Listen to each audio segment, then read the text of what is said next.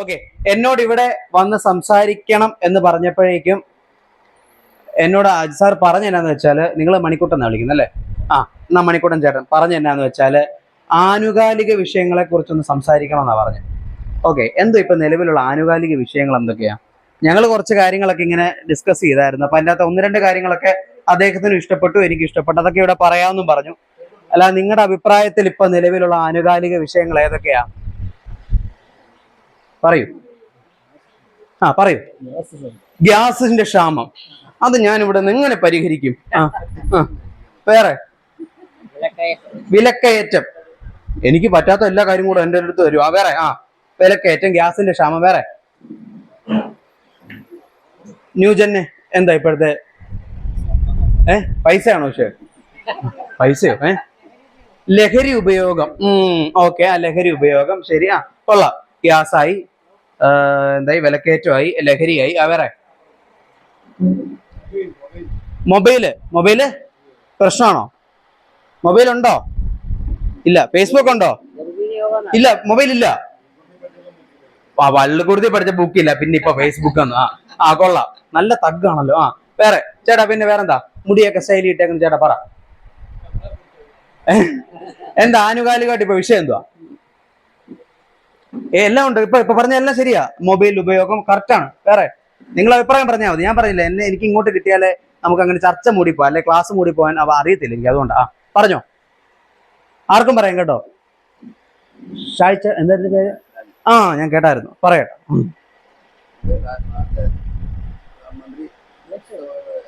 ഏതാ കേട്ടില്ല? ഒരു പ്രശ്നം പറ. ഇലക്ഷൻ പ്രശ്നം. ഇലക്ഷൻ നല്ല കാര്യമല്ലേ, ജനാധിപത്യ രാജ്യമല്ലേ? Election okay. രാഷ്ട്രീയപരമായിട്ടുള്ള പല പ്രശ്നങ്ങൾ. മക്കളെ പറ, എന്താ മക്കളെ നിങ്ങളുടെ പ്രശ്നം? ഇവരൊക്കെയാ ഞങ്ങളുടെ പ്രശ്നം. വേറെ ഒന്നുമില്ല. ഭക്ഷണോ? ഇപ്പോഴത്തെ ഭക്ഷണങ്ങള്, ആധുനിക ഭക്ഷണങ്ങൾ, കുഴിമന്തി, ചിക്കൻ, ബ്രോസ്റ്റഡ് ചിക്കന്, ഫ്രൈഡ് ചിക്കനൊക്കെ ആരോഗ്യപരമായിട്ടുള്ള ഭക്ഷണങ്ങൾ ഉണ്ടാക്കുന്നുണ്ട്. പണ്ടത്തെ പോലല്ല. ഇപ്പൊ നിങ്ങൾ ഇരിക്കുന്ന പോലെ 80 വയസ്സ് 85 വയസ്സ് വരെ ഒന്നും ഞങ്ങളുടെ തലമുറ ഇരിക്കുമെന്നുള്ള ഒരു ഗ്യാരണ്ടി ഇല്ല. 50 വയസ്സ് 55 വയസ്സൊക്കെ ആകുമ്പോൾ തന്നെ എക്സ്പയറി ഡേറ്റ് തീരുന്ന ഒരു പരിപാടിയിലേക്ക് പോകുന്നുണ്ട്. ഓക്കെ, നല്ലൊരു സബ്ജക്റ്റാണ് കേട്ടോ. വേറെ നമുക്കിവിടെ ചർച്ച ചെയ്യാൻ പറ്റിയ വിഷയങ്ങൾ വേറെ എന്താ ഉള്ളത്? ഞാൻ ഒരെണ്ണം കൊണ്ടുവന്നിട്ടുണ്ട്. അത് നിങ്ങൾക്ക് എന്തോ ഡിപ്രഷൻ ഉണ്ട്, വിഷാദ രോഗമുണ്ട്. ആർക്കാ? പലർക്കും. അത് ഞാൻ കൊണ്ടുവന്നേക്കുന്ന ഏകദേശം വിഷയമായിട്ട് അടുപ്പിച്ചോളൂ. ലോൺലിനെസ്, ഏകാന്തത അനുഭവപ്പെടുന്നുണ്ട്. ആരനുഭവപ്പെടുന്നത്? For aged groups. ഏകദേശം ചൂട് അടുത്തോട്ട് വരുന്നുണ്ട്. അങ്ങനെയാണെങ്കിൽ എനിക്ക് ലാപ്ടോപ്പ് നിങ്ങളെ കാണിക്കണമെന്നുണ്ട്, പക്ഷെ കാണുമെന്ന് അറിയത്തില്ല, വെയിലും കൂടെ ആയതുകൊണ്ട്. ഇതൊരു പ്രശ്നമാണോ അല്ലയോ? ഇപ്പൊ ഇത് സാറിന്റെ പേരെന്നായിരുന്നു? മഹാദേവൻ സാറ് പറഞ്ഞ ഒരു പോയിന്റുമായിട്ട് ഏകദേശം സാമ്യമുള്ളൊരു കാര്യമാണ് ഞാൻ കൊണ്ടുവന്നിരിക്കുന്നത്. ഇത് കാണാവോ? കാണണ്ടോ? എന്തോ ഇത്? കേരളം വൃദ്ധസദനം ആകുന്നുവോ? ആണോ മക്കളെ? അല്ല, ഞങ്ങളൊക്കെ ഇവിടെ ഉള്ളപ്പോ ഞങ്ങൾ സമ്മതിക്കത്തില്ല. മറ്റൊരു മോഡായിട്ട് മാറുന്നുണ്ട്. അതെന്തുകൊണ്ടാണ് ഈ കേരളത്തില് ഒരു 60 വയസ്സിന് മേലുള്ള ആൾക്കാർ കൂടുന്നു, അല്ലെങ്കിൽ വൃദ്ധസദനം അങ്ങനെ ഒരു ടോക്ക് വരാൻ കാരണം എന്താ? പ്രായമുള്ളവർ കൂടിയതല്ല ഇവിടുത്തെ പ്രശ്നം, ചെറുപ്പക്കാര് പുറത്തോട്ട് പോയതാണ് ഇവിടുത്തെ പ്രശ്നം. മൈഗ്രേഷൻ, അല്ലെങ്കിൽ പലായനം ചെയ്തു. ഒരുപാട് വിദ്യാർത്ഥികൾ പുറത്തോട്ട് UK, കാനഡയിലൊക്കെ പോയി. പണ്ട് പലായനം ഉണ്ടായിരുന്നു എന്ന് ചോദിച്ചാൽ ഉണ്ടായിരുന്നു അല്ലെ? ഗൾഫിലോട്ട് ഒരുപാട് ആൾക്കാർ പോകുമായിരുന്നു. പക്ഷെ അവർക്കൊരു ഗ്യാരണ്ടി ഉണ്ടായിരുന്നു, എന്താ? കുറച്ച് കഴിയുമ്പോൾ അവരിങ്ങ് തിരിച്ചു വരുമോ എന്നുള്ള ഒരു സാധനം ഉണ്ടായിരുന്നു. പക്ഷെ ഇവിടുന്ന് പോകുന്ന ഇപ്പോഴത്തെ കുട്ടികളെ തിരിച്ചു വരാനായിട്ട് ആഗ്രഹിക്കാതെ ഇവിടുന്ന് എങ്ങനെയും രക്ഷപ്പെടണം എന്നുള്ള മൈൻഡിൽ പോകുന്നത് കൊണ്ട് അങ്ങനെ ഒരു പ്രശ്നം ഇവിടെ ഉണ്ട്. ഓക്കെ, നല്ലൊരു പോയിന്റ് ആണ്. അപ്പൊ ഇതിനെക്കുറിച്ച് നിങ്ങളുടെ അഭിപ്രായം എന്താ? ഏത് ജില്ലകളാണ് കൂടുതലും ഈ ഒരു കാര്യം അഫക്റ്റ് ചെയ്യുന്നതെന്ന് നിങ്ങളുടെ അഭിപ്രായത്തിൽ ഏതൊക്കെ ജില്ലകളാ? പ്രധാനമായിട്ടും കേരളത്തിലെ 4 ജില്ലകളിലാണ് ഈ ഒരു പ്രശ്നം ഭയങ്കരമായിട്ട് അലട്ടുന്നത്. പ്രധാനമായിട്ടും 4 ജില്ലകളിൽ. അത് അവിടെ പോയി കഴിയുമ്പോഴത്തേനും നമുക്ക് മനസ്സിലാവും ഇങ്ങനൊരു, അത് ചെറുപ്പക്കാരുടെ ഭാഗത്തുനിന്നും പ്രശ്നമുണ്ട് കേട്ടോ. ഇപ്പൊ പ്രായമുള്ളവർ കൂടുന്ന മാത്രമല്ല, ചില ജില്ലകളിലെ കുട്ടികളുടെ അടുത്ത് നമ്മൾ ക്ലാസ് എടുക്കാൻ ചെല്ലുമ്പോൾ അവർ ഭയങ്കര ആക്റ്റീവാ. അവർക്ക് അവരുടെ ഭാവിയെക്കുറിച്ചും കാര്യങ്ങളെക്കുറിച്ചും അവർക്ക് നല്ല ബോധവാന്മാരാണ്. പക്ഷെ ഞാൻ ഈ പറഞ്ഞ ഈ 4 ജില്ലകളിലെ കോളേജ് ആയാലും സ്കൂൾ ആയാലും ഇതുപോലെ ഏജ്ഡ് ഗ്രൂപ്പ്സിന്റെ അടുത്ത് ചെല്ലുമ്പോഴും അവർക്കൊരു ഫ്യൂച്ചറിനെ കുറിച്ചോ അല്ലെങ്കിൽ എന്താണ് ഇനി മുന്നോട്ട് പോകേണ്ടത് എന്നുള്ളൊരു ഐഡിയ കുട്ടികൾക്കും ഇല്ല. പ്ലസ് ടു കഴിയുമ്പോഴത്തേക്കും ഡിഗ്രി എടുക്കേണ്ടോണ്ട് ഡിഗ്രി എടുക്കുന്നു, എഞ്ചിനീയറിംഗ് എടുക്കേണ്ടോണ്ട് എഞ്ചിനീയറിംഗ് എടുക്കുന്നു എന്നല്ലാതെ എന്തുകൊണ്ടാണ് നമ്മളിങ്ങനെ മാറുന്നത്? അത് കാരണം അവർക്ക് കമ്മിറ്റ്മെന്റ് ഇല്ല. ഇത് കഴിയുമ്പോൾ എങ്ങോട്ടേലും വിദേശത്തേക്ക് പോകാന്നുള്ളത് അവരുടെ ഒരു ഇതുള്ളൂ. അപ്പൊ ഏതൊക്കെ ജില്ലകളാണ് പ്രധാനമായിട്ടും അങ്ങനെ ചലഞ്ചസ് ഫേസ് ചെയ്യുന്നതെന്ന് നിങ്ങളുടെ അഭിപ്രായത്തിൽ ഏതൊക്കെയാ? 14 ഇല്ലേ? കറക്കി കുത്ത്. എറണാകുളം അവിടെ കുറെ പുതിയ പുതിയ വെഞ്ചേഴ്സ് വരുന്നതുകൊണ്ട് അവിടെ എപ്പോഴും യൂത്തിനെ അട്രാക്ട് ചെയ്യുന്നുണ്ട് എപ്പോഴും. ഉണ്ട്, ലൈവായിട്ട് നിൽക്കുന്നുണ്ട് എറണാകുളം. ബേസിക്കലി ഞാൻ പറയുന്നത് ഒരു കാലത്ത് ഭയങ്കര പ്രതാപമായിട്ട് നിന്നിരുന്ന ജില്ലകളാണ്. എല്ലാ കച്ചവടത്തിനാണെങ്കിലും വിദ്യാഭ്യാസപരമായിട്ടുള്ള കാര്യത്തിലാണെങ്കിൽ എല്ലാ കാലത്തും ഒരു കാലത്ത് ഭയങ്കര ഹൈ പ്രൊഫൈലിൽ നിന്ന് 4 ജില്ലകൾ പെട്ടെന്ന് ഇപ്പോഴത്തെ നിലവിൽ ഒരു കോവിഡ് സമയം കഴിഞ്ഞപ്പോൾ തൊട്ട് ഭയങ്കരമായിട്ട് ഡൗൺ ആകുന്നുണ്ട്. 4 ജില്ലകളാണ് പ്രധാനമായിട്ടുള്ളത്. അതിൽ ഏറ്റവും കൂടുതൽ അഭിമാനത്തോടെ നമുക്ക് പറയാം, ഒന്ന് നമ്മുടെ സ്വന്തം ജില്ലയായിട്ടുള്ള കോട്ടയം തന്നെയാണ്.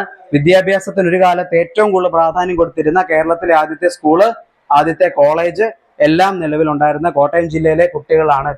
ഞാനിപ്പോൾ എഞ്ചിനീയറിംഗിന്റെ കാര്യം പറയും. പ്രമുഖമായിട്ടുള്ള ഒരു കോട്ടയം ജില്ലയിലുള്ള എഞ്ചിനീയറിംഗ് കോളേജിൽ പോയി ഒരു ആദ്യത്തെ ഫസ്റ്റ് ഇയേഴ്സ് വന്നതിന്റെ ഓറിയന്റേഷൻ സെഷൻ എല്ലാവരും ഉണ്ട്, എല്ലാ ഡിപ്പാർട്ട്മെന്റിലെ കുട്ടികൾ 350 പിള്ളേരുണ്ട്. താല്പര്യത്തോടുകൂടി വന്ന എത്ര പേര് ഇതിന്റെ അകത്ത് ഇരിപ്പുണ്ടെന്ന് ചോദിച്ചപ്പോൾ കൈ പൊക്കിയത് 10-15 പേരാ, 350 പിള്ളേരില്. ബാക്കി എല്ലാവരും വീട്ടുകാരുടെ നിർബന്ധം, അല്ലെങ്കിൽ ഇത് കഴിഞ്ഞാൽ പുറത്തേക്ക് പോകാൻ നല്ല ചാൻസ് ആണ്, അങ്ങനെയൊക്കെ പറഞ്ഞ് പല വിദ്യാർത്ഥികളും വന്നേക്കുന്നത്. 10-15 പേരേ ഉള്ളൂ കൃത്യമായിട്ടൊരു താല്പര്യത്തോടു കൂടി എഞ്ചിനീയറിംഗ് ഫീൽഡിലോട്ട് വന്നേക്കുന്നത്. ഒന്ന് കോട്ടയം ജില്ലയാണ്. ഏറ്റവും കൂടുതൽ പ്രായമായിട്ടുള്ളവർ കൂടുന്നതും കോട്ടയം ജില്ലയിൽ ഒരു കാണാവുന്ന കാഴ്ചയാണ്. ഏറ്റവും നല്ല എക്സാമ്പിള് ഇപ്പൊ ഷാജേട്ടൻ പറഞ്ഞ ഇലക്ഷൻ സമയത്ത് പോളിംഗ് സ്റ്റേഷന്റെ പുറത്ത് കെട്ടിരിക്കുന്ന ബൂത്തുകളിൽ നോക്കിക്കഴിഞ്ഞാൽ നമുക്കിത് കൃത്യമായിട്ട് അറിയാൻ പറ്റും. സ്ഥാനാർത്ഥിയെക്കാളും പ്രായമുള്ളവർ മാത്രമാണ് ബൂത്തുകളിൽ ഇരിക്കുന്നത്. ചെറുപ്പക്കാര് പിള്ളേര് പോളിംഗ് സ്റ്റേഷനിൽ ബൂത്തിനോ അല്ലെങ്കിൽ നോട്ടീസ് കൊടുക്കാനായിട്ടോ അല്ലെങ്കിൽ ഇലക്ഷൻ പ്രചരണത്തിനോ ഒക്കെ കൂടുതലും കണ്ടുവരുന്നത് 40+ ആയിട്ടുള്ള ആൾക്കാരെ, പിള്ളേർ സെറ്റിനെ കിട്ടാനായിട്ട് വളരെയധികം കിട്ടും. ഞാൻ എൻ്റെ നാട്ടിലോട്ടൊക്കെ ചെല്ലുമ്പോഴത്തേക്കിനും പണ്ട് ഞാൻ കൊച്ചിലെ ഈ ചേട്ടനാണ് പോസ്റ്റർ ഒട്ടിച്ച് കണ്ടിട്ടുള്ളത്. ഇപ്പൊ മുടിയൊക്കെ നേരെ ചാച്ചേട്ടൻ തന്നെയാണ് ഇപ്പോഴും പോസ്റ്റർ ഒട്ടിക്കുന്നത്. പിള്ളേർ സെറ്റിനെ ഒന്നും ഇപ്പൊ കാണാൻ വളരെ കുറവാണ് കിട്ടുന്നത്. ഓക്കെ, അപ്പൊ കോട്ടയം ജില്ല ഒന്നാണ്. വേറെ നമ്മളെക്കാളും ഈ ചലഞ്ച് നേരിടുന്ന ഒരു ജില്ലയുണ്ട്, പത്തനംതിട്ട ജില്ലയാണ് ഏറ്റവും കൂടുതൽ ഇങ്ങനെ ഇത്തരത്തിലുള്ള മൈഗ്രേഷൻ. പണ്ടേ അങ്ങനെയാണ്. നമ്മൾ തിരുവല്ല കുമ്പനാട് സൈഡിലോട്ടൊക്കെ പോയി കഴിഞ്ഞാൽ ഒരു 10 വീട് എടുക്കുന്നുണ്ടെങ്കിൽ എൻ്റെ അകത്ത് 8 വീടും അടച്ചു കിട്ടേക്കുവാണ്. അഥവാ ആളുണ്ടെങ്കിൽ ഒരു പ്രായമായിട്ടുള്ള അമ്മുമ്മ അപ്പൂപ്പനും ഒരു പട്ടിക്കുട്ടി മാത്രമാണ് ആ വീടുകളിലൊക്കെ ഉള്ളത്. പത്തനംതിട്ട ജില്ലയുണ്ട്. വേറെ 2 ജില്ലകളുണ്ട്. Life line 50-50. മലപ്പുറോ വരാം, ഞാൻ അതിലോട്ട് മലപ്പുറത്തോട്ട് വരാം. വേറെ തിരുവനന്തപുരം കൊല്ലവും എന്നും ഒരേ ഒരു ലെവലിൽ തന്നെ ചെയ്യും. കാരണം അവിടെ കൂടുതലും ഗവൺമെന്റ് എംപ്ലോയീസ് ഉള്ള 2 ജില്ലകളാണ് തിരുവനന്തപുരവും കൊല്ലവും എന്ന് പറയുന്നത്. അതുകൊണ്ട് അവരെപ്പോഴും ഒരു ലെവലിൽ തന്നെ. അവർ മേളിലോട്ട് പോകുന്നുണ്ടെന്ന് വെച്ചാൽ ഇല്ല, താഴോട്ട് പോകുന്നുണ്ടെന്ന് വെച്ചാൽ അതുമില്ല, എപ്പോഴും ഒരു ഈ ലെവലിൽ തന്നെ അവർ മുന്നോട്ട് പോകുന്നത്. അടുത്തത് കേരനിരകളാടും ഒരു ഹരിത ചാരു തീരം, ആലപ്പുഴ. നമ്മുടെ അയൽപക്കത്തുള്ള ആലപ്പുഴ ജില്ലയും ഇതേ തരത്തിലുള്ള ചലഞ്ച് ഫേസ് ചെയ്യുന്ന ഒരു ജില്ലകളാണ്. യൂത്തിന്റെ കാര്യത്തിലാണെങ്കിലും ഓൾഡ് ഏജിന്റെ കാര്യത്തിലാണെങ്കിലും. പിന്നെ ഒരെണ്ണം കൂടെ ഉണ്ട്, last and the final one. മലമേലെ തിരിവെച്ച് പെരിയാറും തടയിട്ട് ചിരിതേക്കുന്നാണല്ലോ ഇടുക്കിയും. ഇടുക്കിയാണ് ഏറ്റവും കുറച്ചും കൂടെ. പത്തനംതിട്ട അടുത്ത് കഴിഞ്ഞാൽ പിന്നെ ഇടുക്കിയാണ് ഇങ്ങനത്തെ ഒരു ചലഞ്ച് ഫേസ് ചെയ്യുന്നത്. ഈ പ്രധാനമായിട്ട് ഈ 4 ജില്ലകളിൽ നമ്മൾ ചെന്ന് കഴിയുമ്പോൾ ക്ലാസ് എടുക്കാനാണെങ്കിലും നല്ല പ്രകടമായിട്ട് നമുക്ക് ഈ മാറ്റം കാണാനായിട്ട് സാധിക്കും. ഓക്കെ, ഈ 4 ജില്ലകൾക്ക് ഒരു പ്രത്യേകത ഉണ്ട്. എന്താ? അടുത്തടുത്ത് കിടക്കുന്ന 4 ജില്ലകൾ, കേരളത്തിന്റെ മധ്യ കേരളം എന്ന് പറയാൻ പറ്റുന്ന 4 ജില്ലകളാണ് പ്രധാനമായിട്ട്. എറണാകുളം ഒഴിച്ചുവിട്ട് ബാക്കി മധ്യ ജില്ലകൾ എന്ന് പറയാൻ പറ്റുന്ന, മധ്യ കേരളം എന്ന് പറയാൻ പറ്റുന്ന 4 ജില്ലകളാണ് പ്രധാനമായിട്ടും ഈ ചലഞ്ച് ഫേസ് ചെയ്യുന്നത്. അതിന്റെ ഒരു ചെറിയ ഉദാഹരണം ഞാൻ ഇവിടെ കൊണ്ടുവന്നിട്ടുണ്ട്. അത് നിങ്ങൾക്ക് പ്രൊജക്ടർ ഇല്ലാത്തതുകൊണ്ട് കാണത്തില്ല, എന്നാലും ഞാൻ ഇവിടെ പറയും. എൻ്റെ ഈ കണക്കുണ്ട്, ഇതിൽ സംശയമുള്ളവർക്ക് ഒന്ന് നോക്കാം, ഞാൻ കാണിക്കും കേട്ടോ. ഇത് കഴിഞ്ഞ കൊല്ലം നമ്മുടെ എയ്ഡഡ് സ്കൂളുകളുണ്ടല്ലോ, എയ്ഡഡ് സ്കൂളിൽ അഡ്മിഷൻ എടുത്ത കുട്ടികളുടെ ഈ കണക്ക് കണ്ടിട്ടുണ്ടോ നേരത്തെ?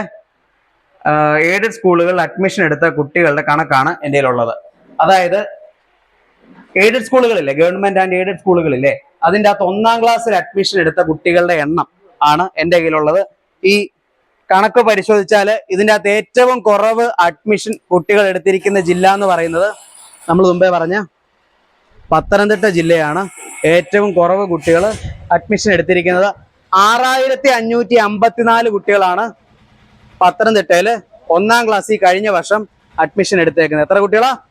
6554. ഓക്കെ.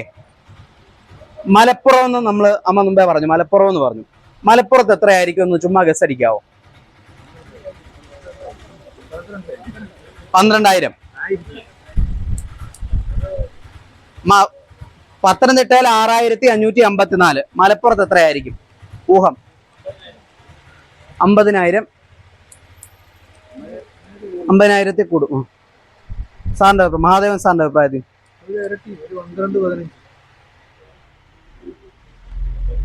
ഇതിനകത്തുണ്ട് 68,517. അതായത് പത്തനംതിട്ടയുടെ 12 ഇരട്ടിയുടെ മേളിലുണ്ട് അവിടുത്തെ പുതിയ കുട്ടികളുടെ എണ്ണം എന്ന് പറയുന്നത്. മലപ്പുറം തൊട്ട് താഴെ കിടക്കുന്ന ജില്ലയുടെ പേര് നിങ്ങൾക്ക് അറിയായിരിക്കും, കോഴിക്കോട്. കോഴിക്കോട് 35,000-ഓളം അഡ്മിഷൻ ഉണ്ട്. ഏറ്റവും കുറവ് പത്തനംതിട്ടയിലാണ് 6,500. അതിന് തൊട്ടടുത്തുള്ള ഇടുക്കിയാണ് 8,000 വരും. കോട്ടയമാണ് അതിന് അടുത്ത് കിടക്കുന്നത് 11,000 വരും. അത് കഴിഞ്ഞ് ആലപ്പുഴയാണ്.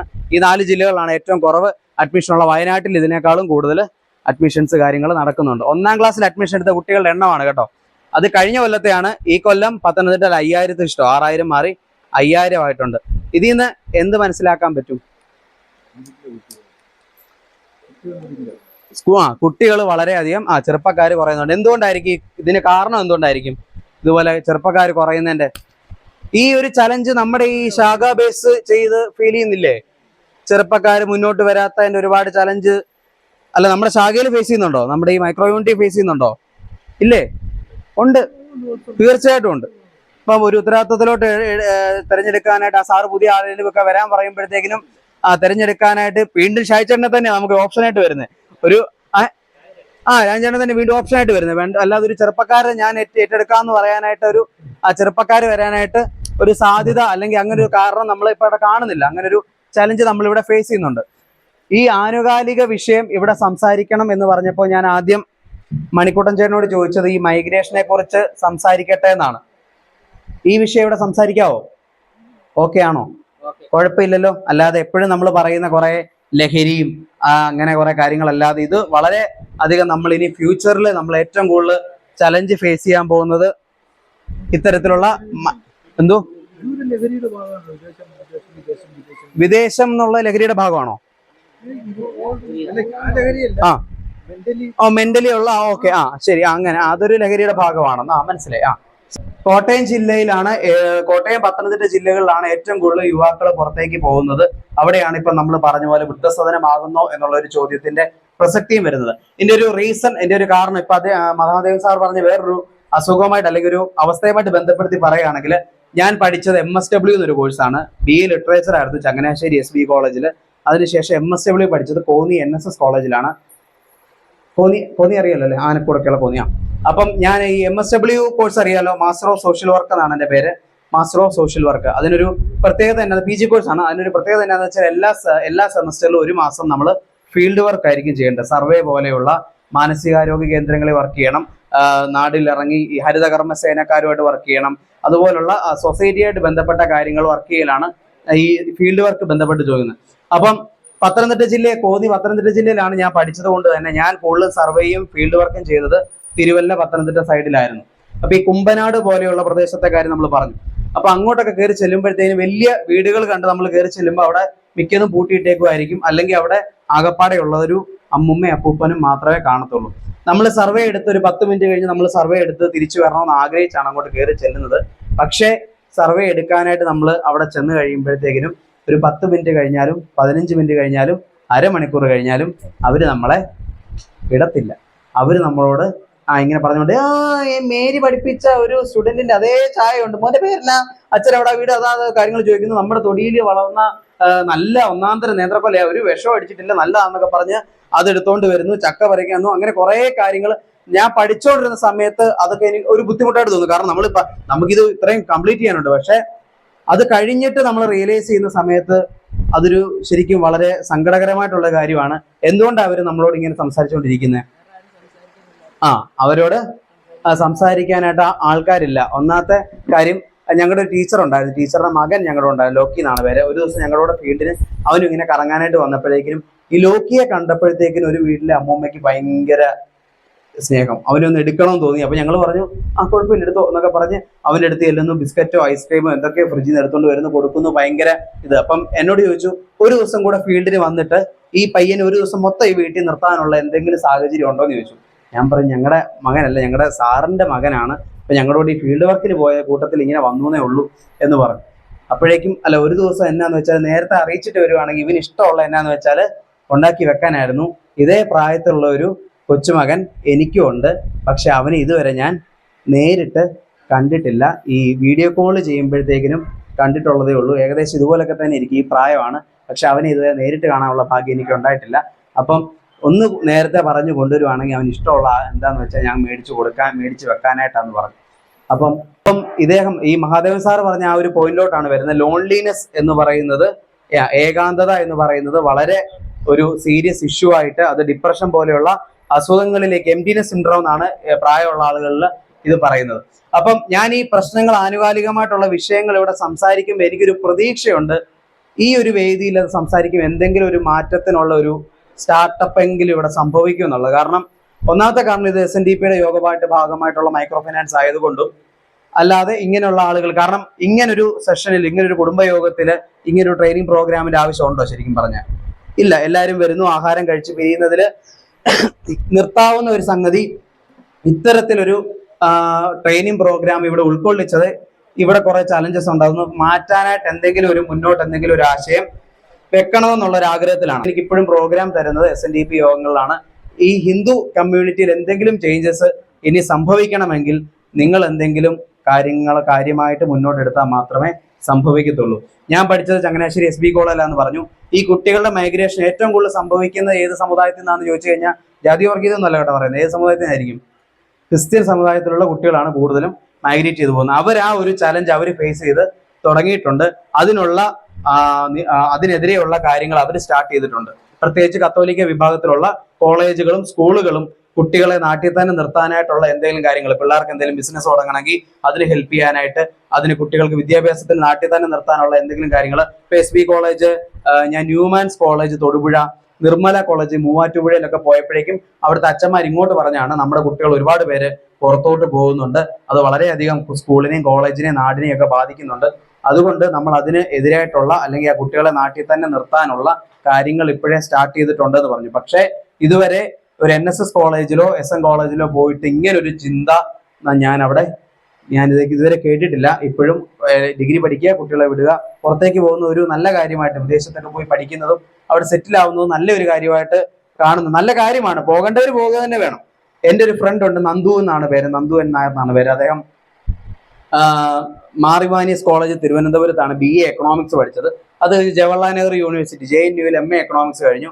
അത് കഴിഞ്ഞ് ലണ്ടൻ യൂണിവേഴ്സിറ്റിയിൽ നിന്ന് സ്കോളർഷിപ്പ് കിട്ടി, UK പഠിച്ചത്. ഇപ്പൊ അവിടെ PhD എടുത്ത് അവിടെ വരുന്നു. ഇപ്പൊ നാട്ടിൽ ബാംഗ്ലൂർ ഒരു കോളേജിലെ പ്രൊഫസറായിട്ട് വർക്ക് ചെയ്യുക. പഠിച്ചത് എവിടെ? UK പഠിച്ചത്. എങ്ങനെയാ പഠിച്ചത്? സ്കോളർഷിപ്പ് കിട്ടി ആണ് പഠിച്ചത്. ആർക്കെങ്കിലും എന്തേലും പരാതി ഉണ്ടോ? ഇല്ല. ആരാ പഠിപ്പിച്ചേ? യൂണിവേഴ്സിറ്റിയിൽ നിന്ന് ഫണ്ട് കിട്ടിയാണ് പഠിപ്പിച്ചത്. പക്ഷെ നമ്മുടെ മിക്ക കുട്ടികൾ ഇപ്പൊ UK കാനഡയിലും പോകുന്ന അങ്ങനെയാണോ? അല്ല. 30, 40, 50 ലക്ഷത്തിന്റെ ലോൺ എടുത്തിട്ട് അവിടെ പോയി നിൽക്കുവാണ്. വാഴ കണ്ടോ സിനിമ? വാഴ കണ്ടില്ല? നിങ്ങളിപ്പോഴും ഭാർഗവചരിതമൊക്കെ കണ്ടോണ്ടിരുന്നു. മക്കളെ വാഴ കണ്ടവരുണ്ടോടാ? വാഴ 2 കണ്ടോ? നിങ്ങൾ കണ്ടോ? എന്നാ കൈവെക്ക്. വാഴ കണ്ടോ? ആദ്യത്തെ സിനിമ കണ്ടാണോ വാഴ? ഈ വാഴ എന്തൊക്കെയാ പറയുന്നത്? എന്തോ കണ്ടാണോ? കണ്ടതാണോ വാഴ? ആദ്യത്തെ ഭാഗം കണ്ടാണോ? ആദ്യത്തെ ഭാഗം കണ്ട. രണ്ടാമത്തെ ഭാഗം കാണണം കേട്ടോ. ഈ എന്താ പറയാ, ഞാൻ പ്രൊമോഷൻ പറഞ്ഞതല്ല കേട്ടോ. ഞാൻ നമ്മൾ ഈ ഒരു സൺഡേ ഹോളിഡേ എന്നൊരു സിനിമയുണ്ട്, അതിൻ്റെ അത് ശ്രീനിവാസൻ്റെ ഡയലോഗ് ഉണ്ട്, 5000 വേദികളിൽ നിന്ന് പ്രസംഗിക്കുന്നതിനേക്കാളും ഭയങ്കര എഫക്റ്റ് ആണ് ഒരു നല്ല സിനിമ ചെയ്യുന്നതെന്ന് പറഞ്ഞിട്ടുണ്ട്. അതായത് ഒരു സിനിമയിലൂടെ നമുക്ക് ഒരുപാട് ആശയങ്ങൾ എത്തിക്കാനായിട്ട് പറ്റും. അതുപോലെ ഈയിടെ ഭയങ്കരമായിട്ട് നമ്മുടെ ഇപ്പോഴത്തെ ഒരു സിനാരിയോയിട്ട് കണക്ട് ചെയ്യാൻ പറ്റിയ ഒരു സിനിമയാണ് വാഴയും വാഴയുടെ 2ാം ഭാഗവും. ആദ്യ ഇന്റർവെൽ വരെയുള്ള കാര്യങ്ങൾ കണ്ടു കഴിഞ്ഞാൽ നിങ്ങൾ കുറെ അടി വെട്ടകുത്തൊക്കെ ആയിരിക്കും. പക്ഷെ അതിപ്പോ നാട്ടിൽ നടക്കുന്ന കാര്യമാണ്. അതുകൊണ്ട് പക്ഷേ ആ സിനിമ പറ്റുമെങ്കിൽ ഫാമിലി ആയിട്ട്, ഞാൻ ഒന്ന് കണ്ടു, അത് കഴിഞ്ഞ് എൻ്റെ അച്ഛനെയും അമ്മയും കൂട്ടി ഒന്നും കൂടെ കണ്ടു. അത് വാഴയും ഞാൻ അങ്ങനെ തന്നെയായിരുന്നു. ആദ്യം ഒന്ന് കാണും, കൊള്ളാമെന്ന് തോന്നി. കാരണം അതിൻ്റെ അകത്ത് അച്ഛൻ മകൻ തമ്മിലുള്ള നമ്മുടെ ആൺപിള്ളേർ ഏറ്റവും എപ്പോഴും വില്ലന്മാരായിരിക്കും, ആരായിരിക്കും? അച്ഛന്മാരായിരിക്കും.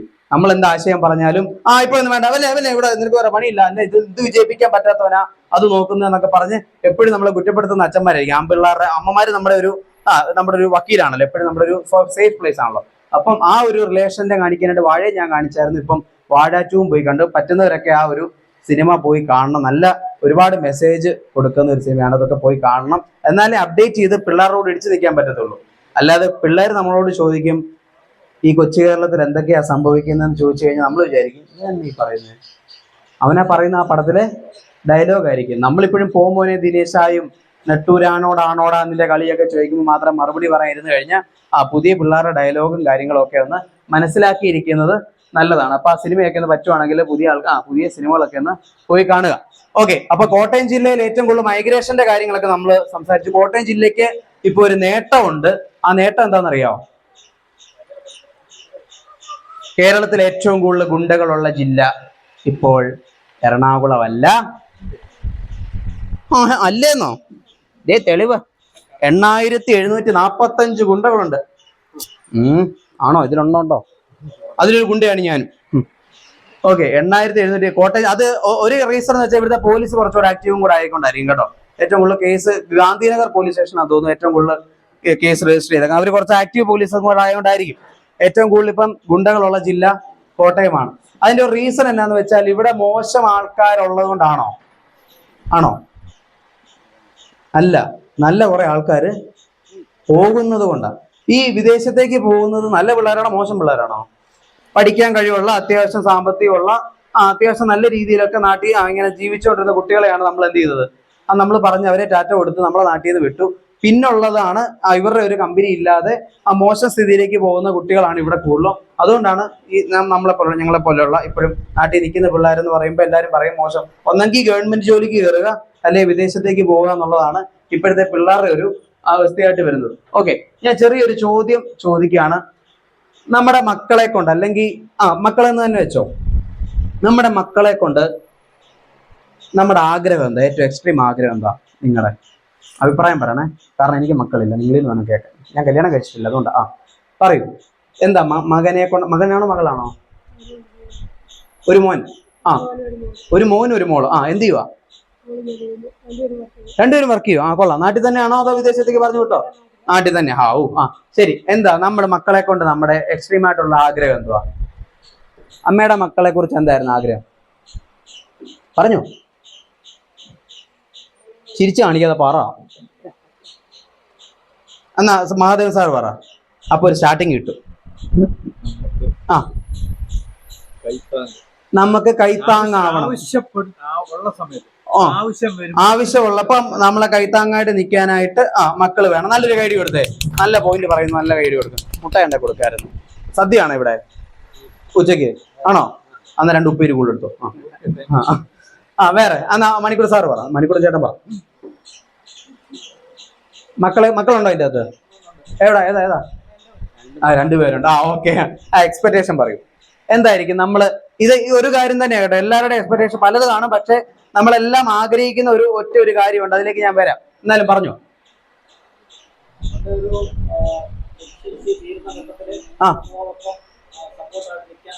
ഓക്കെ, നമുക്ക് അധ്വാനിക്കാൻ പറ്റുന്ന ഒരു ഏജ് ഉണ്ട്. അത് കഴിയുമ്പോഴത്തേക്കിനും അല്ലെ ഒരു സ്റ്റെപ്പ് എടുക്കാനായിട്ടുള്ള ഒരാളായിട്ട് വരണം. നല്ലൊരു ആൻസർ കേട്ടോ. ഞാൻ പറയുന്നതിന് ഏകദേശം അടുത്ത് വരുന്നുണ്ട്. വേറെ അമ്മ എന്തോ?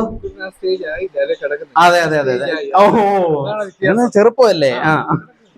അമ്മേ പറയാ. കണ്ണി തൂക്കാതെ പറഞ്ഞോ. പ്രതീക്ഷ പറ. എന്താണ് നമ്മൾ ആഗ്രഹിക്കുന്നത്? എന്തുവാ പറ. എല്ലാരും ബേസിക്കലി ഏത് തന്നെ. എന്നാലും വേറെ സാറേ ചേട്ടാ പറയാം. 2 കൈത്താങ്ങായി ഇവിടെ. വേറെ കൈത്താങ്ങ തന്നെ ഇവിടെ. അത് തന്നെ. പ്രതീക്ഷിക്കാം അല്ലേ? സംരക്ഷിക്കാം. ശരി ചേച്ചി. എന്റെ പ്രതീക്ഷ എല്ലാം പറ്റി. പറ കേക്കട്ടെ.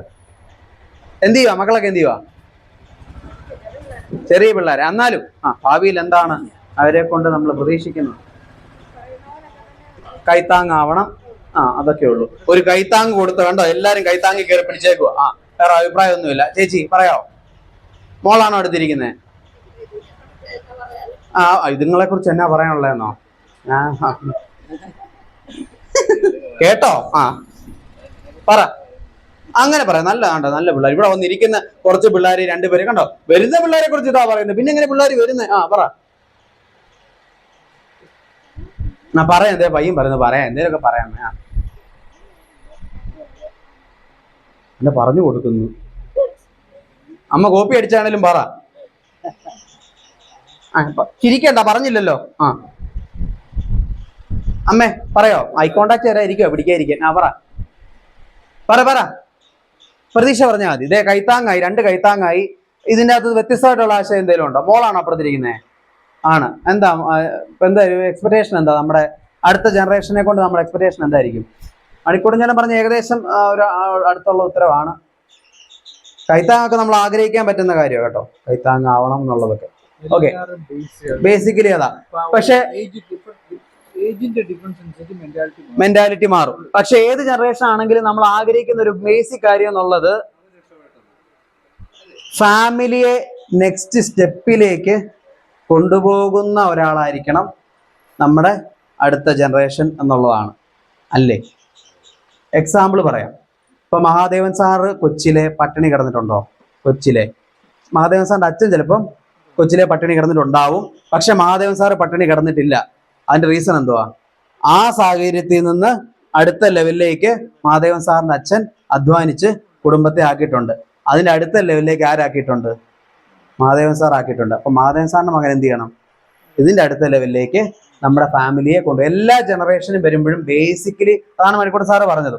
നമ്മൾ ആക്കിയിരിക്കുന്ന ഒരു ലെവല് അടുത്ത ലെവലിലേക്ക് നമ്മുടെ ഫാമിലിയെ കൊണ്ടുപോകാൻ പറ്റുന്ന ആളായിരിക്കണം. എൻ്റെ ഒരു ഗ്രാൻഡ് ഫാദറിന്റെ ലെവൽ നോക്കി കഴിഞ്ഞാൽ ചിലപ്പോൾ പട്ടിണി ഉണ്ടാവും, ഉടുക്കാൻ വസ്ത്രം ഉണ്ടായി കാണത്തില്ല, ഒരുപാട് പ്രശ്നങ്ങളുണ്ടാവും.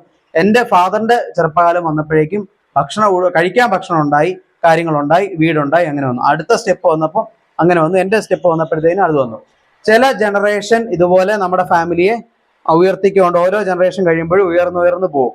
ചില ജനറേഷൻ വന്നു കഴിയുമ്പോൾ ഇവിടെ കിടന്നത് നേരെ താഴോട്ടും പോകാറുണ്ട്. കേട്ടിട്ടില്ലേ? പണ്ട് ആനയുണ്ടായിരുന്ന കുടുംബമാ, ഇപ്പൊ കുഴിയാനെ പോലും അവിടെ കാണാനില്ല എന്ന് പറയുന്നില്ല. അതെന്തുകൊണ്ടാണ്? ഇടയ്ക്ക് എവിടെയോ വന്ന ഒരു ജനറേഷൻ മംഗലശ്ശേരി നീലകണ്ഠന്റെ സ്വഭാവം കാണിച്ച് നമുക്കെല്ലാം വിറ്റ് തൊലക്കാടൂ എന്ന് പറയുന്ന ആ ജനറേഷൻ വന്നിട്ടുണ്ട്. ഈ പുതിയ ഒരു ഭീഷ്മ എന്ന് പറയുന്ന ഒരു സിനിമയിലുണ്ട്, കണ്ടോ? ഓരോരുത്തരുടെ കാരണവന്മാര് ഉണ്ടാക്കി വെച്ചേക്കുന്ന കണ്ടോ? നമ്മുടെ കുറെ കാരണവന്മാരുണ്ട്, ഉള്ള കാലത്തുള്ള കപ്പയെല്ലാം കൂടെ പുഴുങ്ങി തിന്ന് ജീവിച്ചു എന്ന് പറയുന്ന ഒരു ഡയലോഗ് ഉണ്ട്. എൻ്റെ അത് വേറെ ഡയലോഗും കൂടെ ഞാൻ കട്ട് ചെയ്താ കേട്ടോ. ബാക്കി എല്ലാവരും കൊട്ടാരം പോലുള്ള സാധനങ്ങളൊക്കെ അപ്പൂപ്പന്മാരുണ്ടാക്കിയത്. അപ്പൊ നമ്മുടെ കാരണവന്മാർ ഇവിടെ കപ്പ പുഴുങ്ങി കഴിച്ചുകൊണ്ടിരിക്കുവായിരുന്നെന്ന് പറയുന്ന വരുന്നുണ്ട്. അപ്പൊ ഏതോ ഒരു ജനറേഷൻ വന്നപ്പോഴാണ് ഹൈ ലെവലിൽ നിന്നത് ലോ ലെവൽ. അപ്പൊ നമ്മൾ എപ്പോഴും എല്ലാ കാലത്തും ജനറേഷൻ അല്ലെ പുതിയ മക്കൾ വരുമ്പോഴത്തേനും പ്രതീക്ഷിക്കുന്നത് നമ്മുടെ ഇപ്പോഴത്തെ സിറ്റുവേഷനിൽ നിന്നും അടുത്ത ലെവലിലേക്ക് നമ്മുടെ ഫാമിലിയെ കൊണ്ടുപോകുക എന്നുള്ളതാണ്. ഓക്കെ, പിന്നെ എന്തുകൊണ്ടാണ് ഈ ഒരു ഇപ്പോഴത്തെ ജനറേഷനെ കുറിച്ചുള്ള നിങ്ങളിപ്പോ ലഹരി ഒരു പ്രശ്നമായിട്ട് പറഞ്ഞ, അല്ലാതെ വേറെ എന്തൊക്കെ പ്രശ്നമാണ് ഈ ഇപ്പോഴത്തെ ഒരു തലമുറയെ കൊണ്ട് നമ്മൾ ഫേസ് ചെയ്യുന്നത്? മൊബൈൽ ഫോണിന്റെ കാര്യം പറഞ്ഞ അച്ഛൻ പോയോ? പോയി. അല്ലല്ലോ, ആണ്ടിരിക്കുന്നു, പാത്തിരിക്കും. മൊബൈൽ ഫോൺ ഒരു പ്രശ്നമാണെന്ന് പറഞ്ഞു. വേറെ എന്തെങ്കിലും ഉണ്ടോ? വേറെ മണിക്കൂട്ട് സാർ, വേറെ എന്താ പ്രശ്നം? എന്താ അവരെ കൊണ്ടൊക്കെ കുഴപ്പം?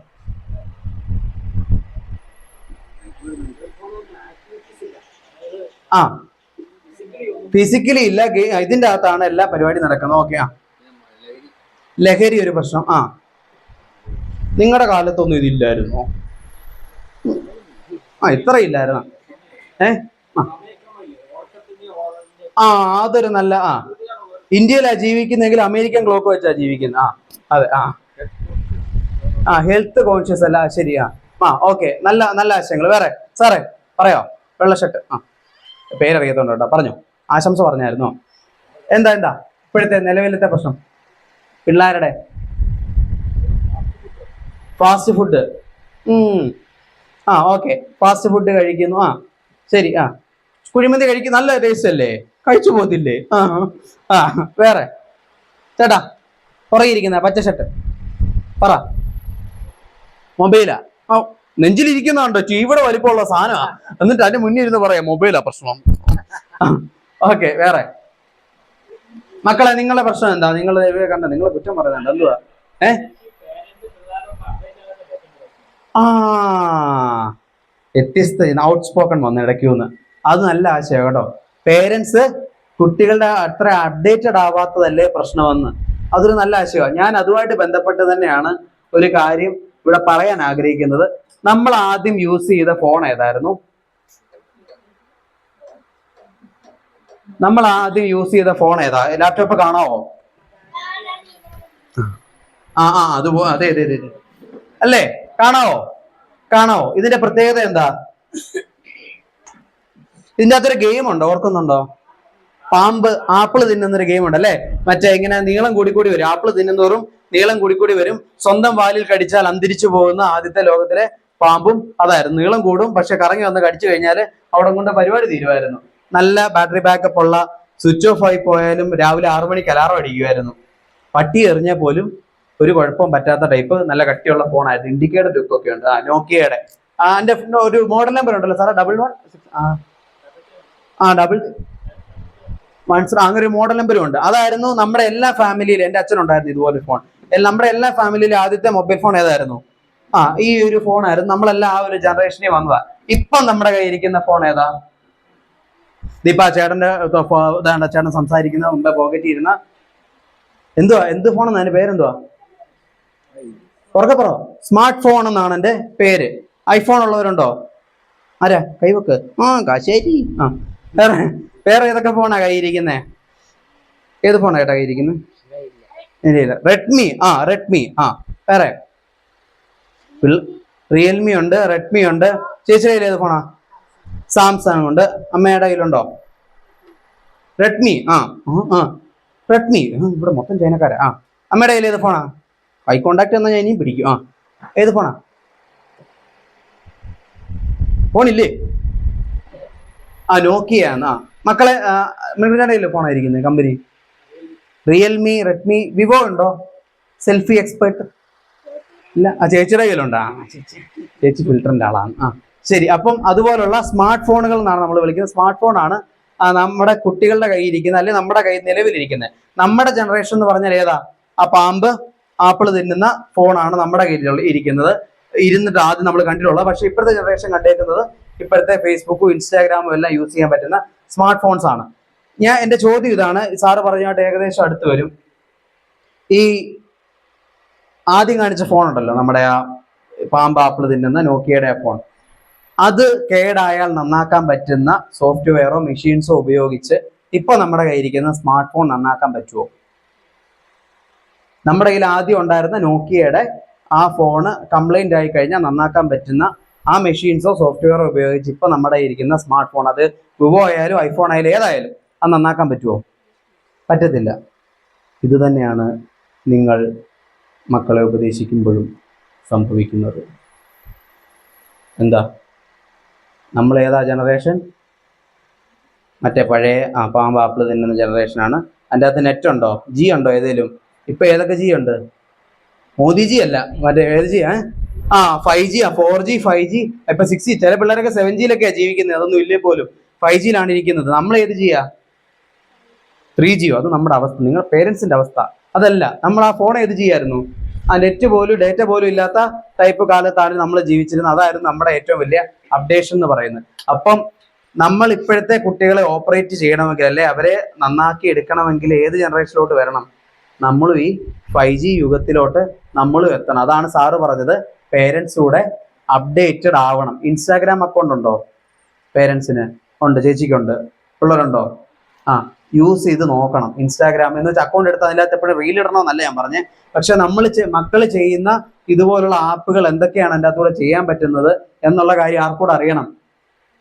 നമ്മളും കൂടെ അറിയണം. നമ്മളും കൂടെ അപ്ഡേറ്റഡ് ആവേണ്ടത് അത്യാവശ്യം കാര്യമാണ്.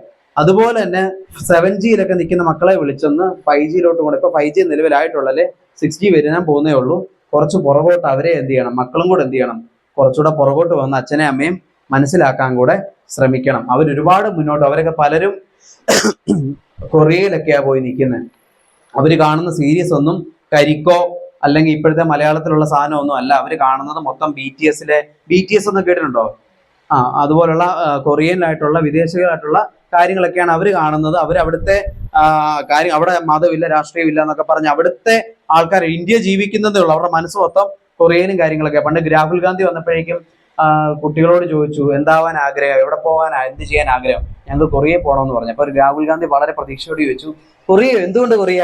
ഞങ്ങൾ BTS ആർമിയാണെന്ന്, അതുകൊണ്ടാണ് കൊറിയയിൽ പോകുന്നത്. അതായത് BTS എന്ന് പറഞ്ഞാൽ അവരുടെ ആൽബം പാടുന്ന ടീമാണ്, അവരുടെ ആർമിയാണ്, അതുകൊണ്ട് കൊറിയയിൽ പോകണം, അല്ലാതെ ജോലി സംബന്ധമായിട്ടൊന്നും അല്ല, അവരെ കാണാനായിട്ട് കൊറിയയിൽ പോകണം. പുള്ളി ഞെട്ടിപ്പോയി. പിന്നെ പുള്ളി ഇങ്ങോട്ട് പദയാത്ര ഒന്നും വെച്ചിട്ടില്ലെന്ന് തോന്നുന്നു.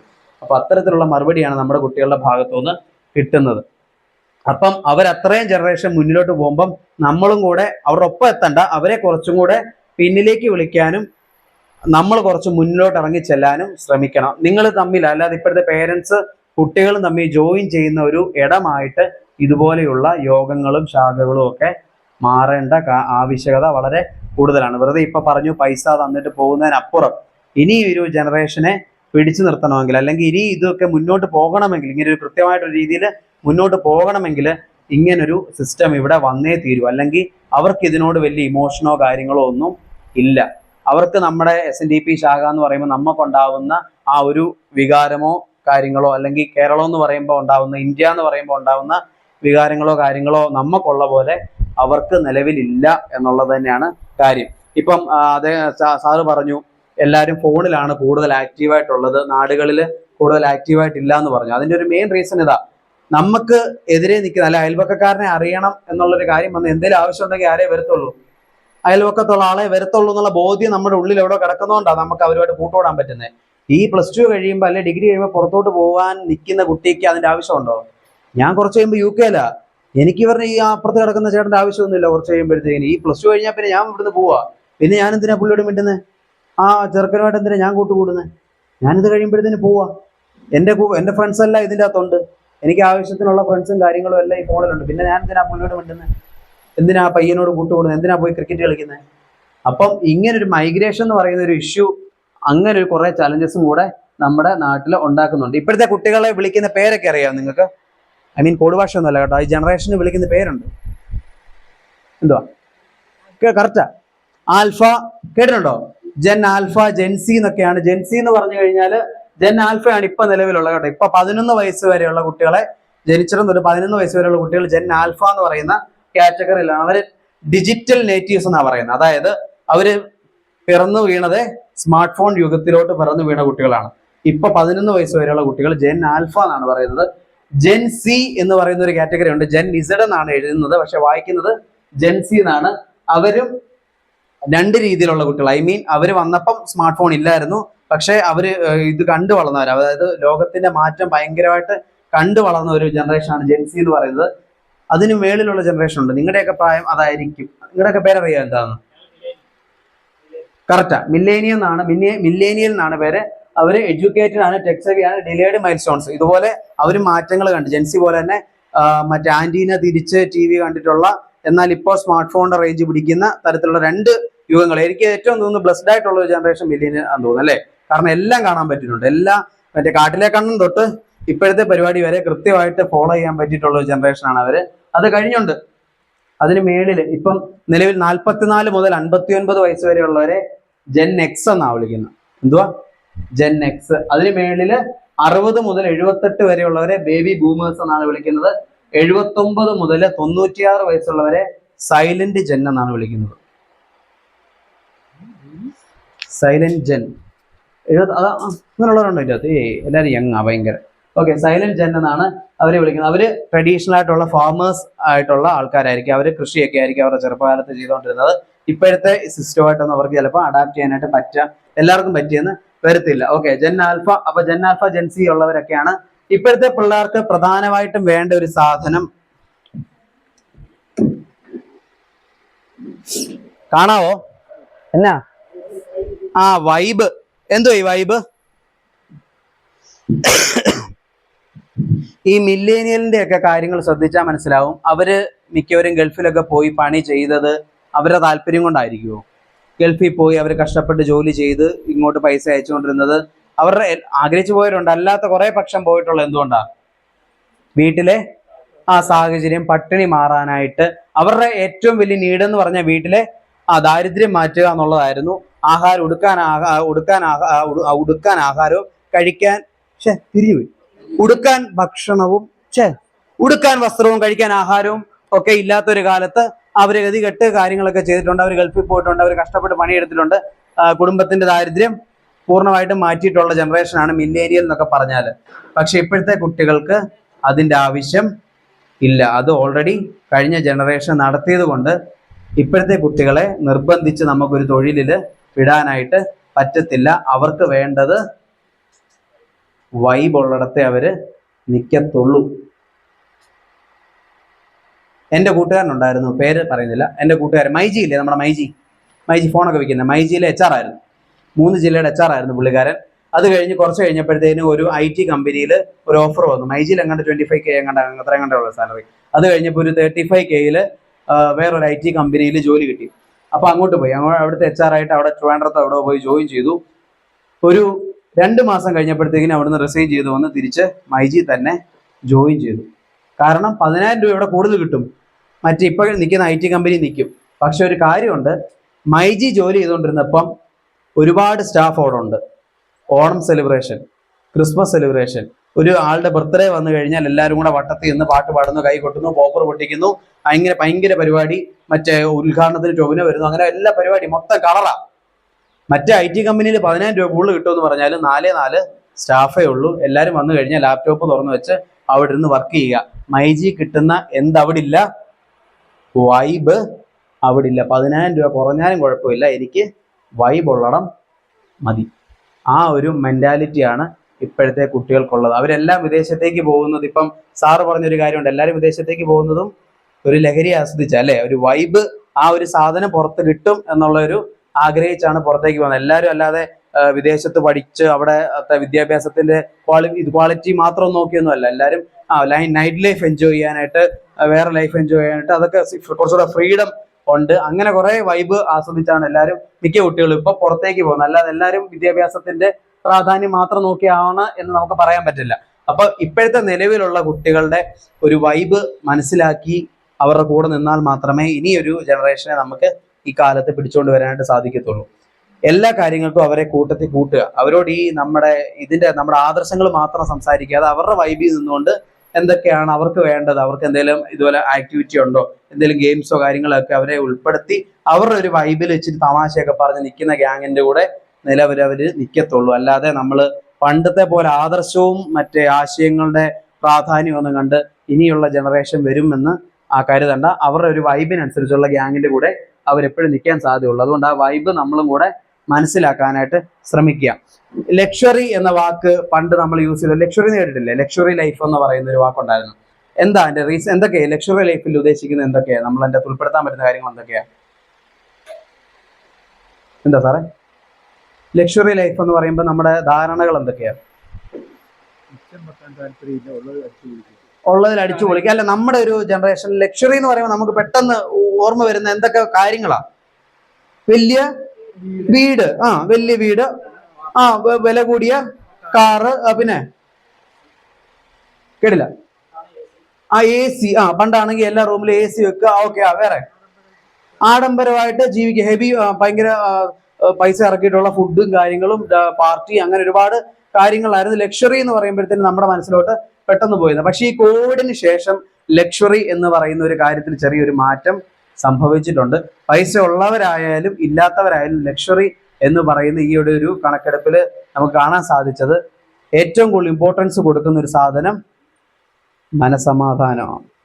പീസ് ഓഫ് മൈൻഡ്, മനസമാധാനത്തോടൊന്ന് ഇരിക്കാൻ പറ്റണേ എന്നുള്ളതാണ് ഇപ്പോൾ ഏറ്റവും വലിയൊരു ലക്ഷറി. നല്ല റിലേഷൻസ്, വരുന്നവരെല്ലാം പറ്റിച്ചിട്ട് പോകും, അല്ലെങ്കിൽ അവൻ്റെ കാര്യം കഴിയുമ്പോഴത്തേനും ഇട്ടിട്ട് പോകുന്നു, അല്ലെങ്കിൽ ഷെയർ ഇടാൻ മാത്രം വരുന്ന കുറേ കമ്പനീസാണ് ഇപ്പം മിക്കതും ഉള്ളത്. അവനവൻ്റെ കാര്യം നോക്കി മാത്രം വരുന്നത്. അത് മാറി നല്ല ഹെൽത്തി ആയിട്ടുള്ള റിലേഷൻഷിപ്പ്, സമാധാനമായിട്ട് ഉറങ്ങാൻ പറ്റുക, ഇരിക്കാൻ പറ്റുക. അതിൻ്റെയൊക്കെ തെളിവാണ് നമ്മൾ ഈ നാടൻ ക്യാമ്പ് എന്നൊക്കെ പറയുന്ന ഒരുപാട് കൂട്ടായ്മകളുണ്ട്. അതായത് പരിചയമില്ലാത്തവർ തമ്മിൽ ഒരു 10-60 പേരെ സെലക്ട് ചെയ്യും. പരിചയമില്ല, അവർ തമ്മിൽ നേരത്തെ പരിചയമൊന്നുമില്ല, അവരെ സെലക്ട് ചെയ്ത്, കൂട്ടുകാരൊന്നുമല്ല, റാൻഡമായിട്ട് അവർ സെലക്ട് ചെയ്ത് അവരെ കൊണ്ട് അവിടെ കൊണ്ടുപോകും, യാത്രകൾ കൊണ്ടുപോകും. ഈ പുറത്ത് മൂന്നാറൊക്കെ പോയി അവിടെ താമസിച്ച് ഇവർക്ക് എന്തെങ്കിലും വിഷമങ്ങൾ ഉണ്ടെങ്കിൽ മുന്നിൽ ഇരിക്കുന്ന ആളോട് പറയാം. കാരണം ഇദ്ദേഹത്തെ ആർക്കറിയത്തില്ല, അവർക്കറിയത്തില്ല. അപ്പൊ എന്ത് വേണേലും തുറന്നു പറയാം. അല്ലെങ്കിൽ അവർ കണ്ണ് കെട്ടും, കണ്ണ് കെട്ടിയിട്ടായിരിക്കും കൊണ്ടിരുത്തുന്നത്. അപ്പൊ ആരോടാ ഇത് പറഞ്ഞെന്നുള്ളത് ഇവർക്ക് അറിയത്തില്ല. ഇതിനകത്ത് പങ്കെടുക്കാൻ ഫീസ് ഉണ്ട് കേട്ടോ. 6000 രൂപ 7000 രൂപ ഫീസ് ഉണ്ട്, 10000 രൂപ ഫീസ് കൊടുത്താ പോകുന്നത്. പക്ഷെ ഇതിൻ്റെ അകത്ത് ഏറ്റവും വലിയ കാഴ്ച എന്നാന്ന് വെച്ചാൽ ഒരുപാട് പൈസ ഉള്ളവരൊന്നും അല്ല ഇതിന് പോകുന്നത്. സാധാരണ 10-30,000 രൂപയൊക്കെ മാസം ശമ്പളം ഉള്ളവർ പോലും ഇത്തരത്തിലുള്ള കാര്യങ്ങൾ എൻജോയ് ചെയ്യാനായിട്ട് പോകുന്നുണ്ട്. കാരണം ഇപ്പൊ ലക്ഷറി എന്ന് പറഞ്ഞാൽ എന്തുവാ, മനസമാധാനം ഭയങ്കരമായിട്ട് ആഗ്രഹിക്കുന്നുണ്ട്. പൈസക്കാരുടെ കാര്യത്തിലാണെങ്കിലും മണ്ണിലോട്ട് ഇറങ്ങി വന്ന് ഇത്തരത്തിലുള്ള ആക്ടിവിറ്റി ചെയ്യാനായിട്ട് ആഗ്രഹിക്കുന്നുണ്ട്. അപ്പൊ ലക്ഷറി എന്ന് പറയുന്ന സാധനം വളരെയധികം മാറിയിട്ടുണ്ട്. വലിയ കാറ്, വലിയ വീട്, അതൊക്കെ വേണം. പക്ഷെ അതിനപ്പുറം മനസമാധാനത്തോടെ കിടന്നുറങ്ങാൻ പറ്റുക, നല്ല ബന്ധങ്ങൾ ഉണ്ടാവുക എന്നുള്ള രീതിയിലേക്ക് ലക്ഷറി ലൈഫ് മാറിയിട്ടുണ്ട്. അപ്പം അതുപോലെ തന്നെ കുട്ടികൾക്ക് നിലവിൽ ഇപ്പം നമ്മുടെ കുട്ടികൾ ഫേസ് ചെയ്യുന്ന ഒരു കാര്യം ഇമോഷൻ ഇല്ലായ്മ എന്ന് പറയുന്ന കാര്യമുണ്ട്. ലൂസ് മോഷൻ അല്ല, എന്തുവാ ഇമോഷൻ. ഇമോഷൻ എന്ന് വെച്ചാൽ എന്തുവാ? വികാരങ്ങൾ. കൃത്യം, മിടുക്കി. സാറിന് ഇമോഷണൽ എന്ന് പറയുമ്പോഴത്തേന് എല്ലാവരും പറയും എന്തോ സങ്കടം എന്നുള്ള സാധനമാണ് ഇമോഷണൽ സിനിമ എന്നൊക്കെ പറയും, ഇമോഷണലി ആവുക. പക്ഷെ ഇമോഷൻ എന്ന് വെച്ചാൽ വികാരം എന്നുള്ളതാണ് പ്രധാനമായിട്ട് എത്ര വികാരങ്ങളുണ്ട് നമുക്ക്? ചുമ്മാ കേൾക്കട്ടെ. ഇപ്പൊ നല്ല വികാരം വരുന്നുണ്ട്, ചൂടത്ത് നല്ല ദേഷ്യം വരുന്നുണ്ട്, ഒരു വികാരം. വേറെ വികാരങ്ങൾ ഏതൊക്കെയുണ്ട്? വികാരം വിചാരമില്ലാത്തവരുടെ മുന്നിലാണോ വന്നിരിക്കുന്നത്? പറ. ആദ്യമേ സങ്കടം പറയാതെ സന്തോഷം പറ. സ്നേഹം എന്നാണ് പറഞ്ഞത്, സങ്കടം എന്നാ കേട്ടെ. ഓക്കെ, സന്തോഷം ഒരു വികാരമല്ലേ? ആണ്, സന്തോഷം ഒരു വികാരമാണ്. വേറെ പറഞ്ഞോ, ഇനി സങ്കടം പറഞ്ഞോ, സന്തോഷം പറഞ്ഞല്ലോ.